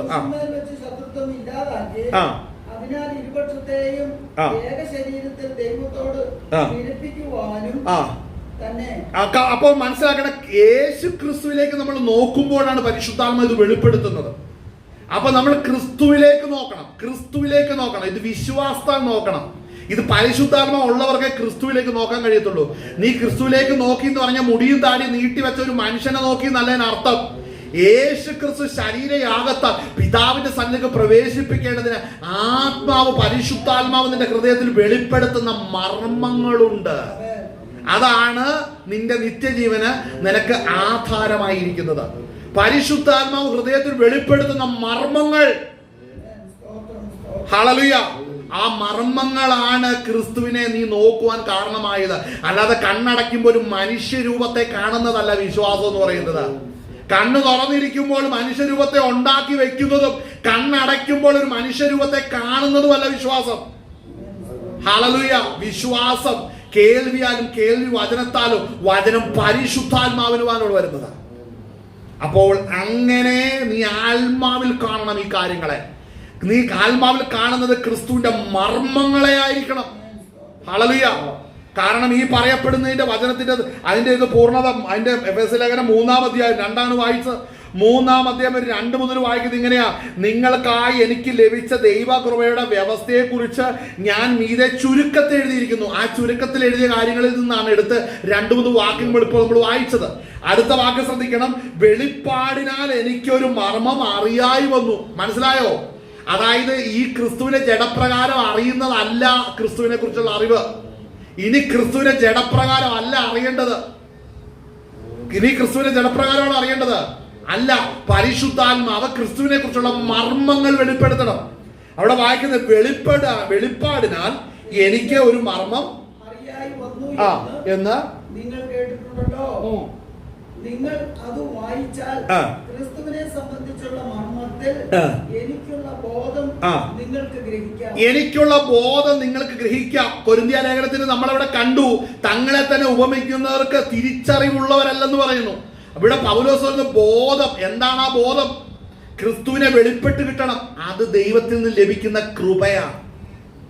അപ്പോൾ ശ്രദ്ധിക്കേണ്ട ഒരു കാര്യമാണ്, ക്രിസ്തുവിനെ ജഡത്തിൽ വന്നു എന്ന് വിശ്വസിക്കണം. എന്നാൽ ഇനി ക്രിസ്തുവിനെ ജഡപ്രകാരം അല്ല നമ്മൾ അറിയേണ്ടത്. പരിശുദ്ധാത്മാവ് നമുക്ക് ക്രിസ്തുവിനെ കുറിച്ച് വെളിപ്പെടുത്തി തരണം. അത് നമ്മൾ അറിയുകയും ബലപ്പെടുകയും ചെയ്യണം. എന്നാൽ ബഹുഭൂരിപക്ഷം യേശുവിന്റെ ജഡത്തിൽ, കർത്താവിന്റെ ജഡത്തിലുള്ള 3.5 വർഷക്കാലം മാത്രം അറിയുകയും അതിൽ മാത്രം ഉൾക്കൊള്ളുകയും ചെയ്തുകൊണ്ടിരിക്കുന്ന ഒരു ബഹുപുരുഷാരത്തിന് മുമ്പിലാണ് നമ്മൾ ആയിരിക്കുന്നത്. അഭിഷേകമില്ലാത്ത ജനമുണ്ട് ഇതിന്റെ അകത്ത്. അവർ ദൈവത്തിന്റെ ആത്മാവിനെ പ്രാപിക്കാതെ, വെളിപ്പാട് പ്രാപിക്കാതെ ഒരിക്കലും ദൈവത്തെ അറിയാൻ സാധിക്കുകയുമില്ല. ആമേൻ, ഹല്ലേലൂയ. നിങ്ങൾ അത് വായിച്ചാൽ ക്രിസ്തുവിനെ സംബന്ധിച്ച് ഉള്ള മർമ്മത്തിൽ എനിക്കുള്ള ബോധം നിങ്ങൾക്ക്. അടുത്ത വാക്യം, ആ മർമ്മം ശ്രദ്ധിക്കണം. ഇത് പൗലോസിന് വെളിപ്പെട്ടത് 2-ാം അധ്യായത്തിൽ എഴുതി വെച്ചിട്ടുണ്ട്. അത് നമ്മൾ വായിച്ചു. അതിനെക്കുറിച്ച് ഇനി വായിക്കുന്നവർ ശ്രദ്ധിക്കണം. പൗലോസിന് വെളിപ്പെട്ടത് നമ്മൾ വായിച്ചതെങ്കിൽ നമുക്ക് വെളിപ്പെടണം. പേഴ്സണൽ പ്രയർ നമുക്ക് വെളിപ്പെടണം. പരിശുദ്ധാത്മാവ് നമുക്ക് വെളിപ്പെടുത്തണം ക്രിസ്തുവിനെ കുറിച്ചുള്ള മർമ്മങ്ങൾ. ഇനി ആ മർമ്മങ്ങൾ ആർക്കാ വെളിപ്പെടുത്തുന്നത് ഇവിടെ പൗലോസ് വീണ്ടും പറഞ്ഞേക്കുന്നു. ആ വാക്യം, ആ മർമ്മം ഇപ്പോൾ വിശുദ്ധ അപ്പോസ്തോലന്മാർക്കും പ്രവാചകന്മാർക്കും പരിശുദ്ധാത്മാവിനാൽ വെളിപ്പെട്ടതുപോലെ. അപ്പോൾ ഈ ശുശ്രൂഷ ആർക്കാ ലഭിക്കുന്നത്? അപ്പോസ്തോലന്മാർക്കും പ്രവാചകന്മാർക്കും. ബാക്കി 3 പേരെ കുറിച്ച് പറയുന്നില്ല. അപ്പോസ്തോലന്മാരെ കുറിച്ചും പ്രവാചകന്മാരെ കുറിച്ചുമാണ് ഇവിടെ പറയുന്നത്. ഇടയന്മാരെ കുറിച്ച് പറഞ്ഞിട്ടില്ല, ഉപദേഷ്ടാക്കന്മാരെ കുറിച്ച് പറഞ്ഞിട്ടില്ല, സുവിശേഷകരെ കുറിച്ച് പറഞ്ഞിട്ടില്ല. അപ്പോൾ ദൈവസഭയ്ക്കകത്ത് അപ്പോസ്തോലിക ശുശ്രൂഷ, പ്രവചന ശുശ്രൂഷ, ഞാൻ പറയട്ടെ, ഈ 5 വിധ ശുശ്രൂഷയിൽ ഏറ്റവും അധികം അപമാനം അനുഭവിക്കുന്നത് അപ്പോസ്തോലിക ശുശ്രൂഷയും പ്രവചന ശുശ്രൂഷയുമാണ്. കാര്യം പിശാച് അങ്ങനെ ജനത്തെ ആക്കി തീർത്തു. സഭയ്ക്കകത്ത് അതുപോലെ കൊണ്ട് എത്തിച്ചു പിശാച്. എല്ലാരും പിശാചിന്റെ പുറകെ കൊടിയും പിടിച്ചു പോകാനും പഠിച്ചു. എല്ലാരും അടിക്കുന്നത് അപ്പോസ്തോലിക ശുശ്രൂഷയ്ക്കെതിരെയാണ്. എല്ലാരും വിമർശിക്കുന്നത് പ്രവചന ശുശ്രൂഷയ്ക്കെതിരെയാണ്. എല്ലാരും ഇഷ്ടപ്പെടുന്നത് സുവിശേഷകനെ കുറിച്ചാണ്, നല്ലത് തന്നെ. ഉപദേഷ്ടാവിനെ കുറിച്ചാണ്, ഇടയനെ കുറിച്ചാണ്. കാര്യം എന്നാണെന്നറിയാമോ? അവര് അല്ലെങ്കിൽ അവര് ശുദ്ധീകരണത്തിനായിട്ട് ഇടപെടില്ല, തർജ്ജനം ചെയ്യില്ല. മനസ്സിലാകുന്നുണ്ടോ? ഇത് ചെയ്യുന്നത് അപ്പോസ്തോലിക ശുശ്രൂഷ, പ്രവചന ശുശ്രൂഷയിലാണ് നടക്കുന്നത്. അവരാണ് ഇന്ന് സഭയ്ക്കകത്ത് ഏറ്റവും വലിയ വിമർശനങ്ങളായിട്ട് നിലനിൽക്കുന്നത്. പിശാച് അനേകരെ ദൈവകൃപയിൽ നിന്ന് വലിച്ചു കളയുവാൻ അനേക എതിർ ക്രിസ്തുക്കളെ എഴുന്നേൽപ്പിച്ചുകൊണ്ടാണ് ഇരിക്കുന്നത്. അതുകൊണ്ട് മനസ്സിലാക്കണം, ഈ മർമ്മങ്ങൾ വെളിപ്പെടുത്തുന്നത് അപ്പോസ്തോലന്മാർക്കും പ്രവാചകന്മാർക്കുമാണ്. അതുകൊണ്ട് ഇന്നും അപ്പോസ്തോലന്മാരുണ്ട്, ഇന്നും പ്രവാചകന്മാരുമുണ്ട്. അവരെ ദൈവം ശക്തമായിട്ട് ഉപയോഗിക്കുകയും ദൈവമഹത്വത്തോടെ വെളിപ്പെടുത്തുകയും ചെയ്യുന്നു. അതുകൊണ്ട് നമ്മുടെ കൂടാരമായ നമ്മുടെ ഭൗമഭവനം അഴിഞ്ഞു പോയാലും കൈപ്പണിയല്ലാത്ത നിത്യഭവനമായ ഒരു കെട്ടിടം നമുക്ക് സ്വർഗത്തിലുണ്ടെന്ന് അറിഞ്ഞ് ഹല്ലേലൂയ അറിയുന്നു. ഈ കൂടാരത്തിൽ ഞങ്ങൾ ഞരങ്ങിക്കൊണ്ടല്ല, നഗ്നരായിട്ടല്ല, ഉടുപ്പുള്ളവരായിരിക്കുന്നുവെങ്കിൽ സ്വർഗീയമായ ഞങ്ങളുടെ പാർപ്പിടം അതിനുമീത് ധരിക്കുവാൻ വാഞ്ചിക്കുന്നു. ഇന്ന് പകൽ നേരം ഈ വചനങ്ങളെ സ്വർഗം നിങ്ങളെ ബലപ്പെടുത്തുമാറാകട്ടെ. വചനങ്ങൾ നിങ്ങളുടെ ഹൃദയത്തിൽ ഇടപെട്ടിട്ടുണ്ടെങ്കിൽ ദൈവസന്നിധിയിൽ കടന്നു വരുക. കർത്താവ് നിങ്ങളെ ബലപ്പെടുത്തുമാറാകട്ടെ. നമുക്ക് കണ്ണടയ്ക്കാൻ പ്രാർത്ഥിക്കാം. ഇന്ന് പകൽ നേരം കർത്താവ് നമ്മുടെ ജീവിതത്തിൽ ചെയ്ത എല്ലാ നന്മകളെ ഓർത്ത്, അനുഗ്രഹങ്ങളെ ഓർത്ത് നമുക്ക് ദൈവത്തെ മഹത്വപ്പെടുത്താം.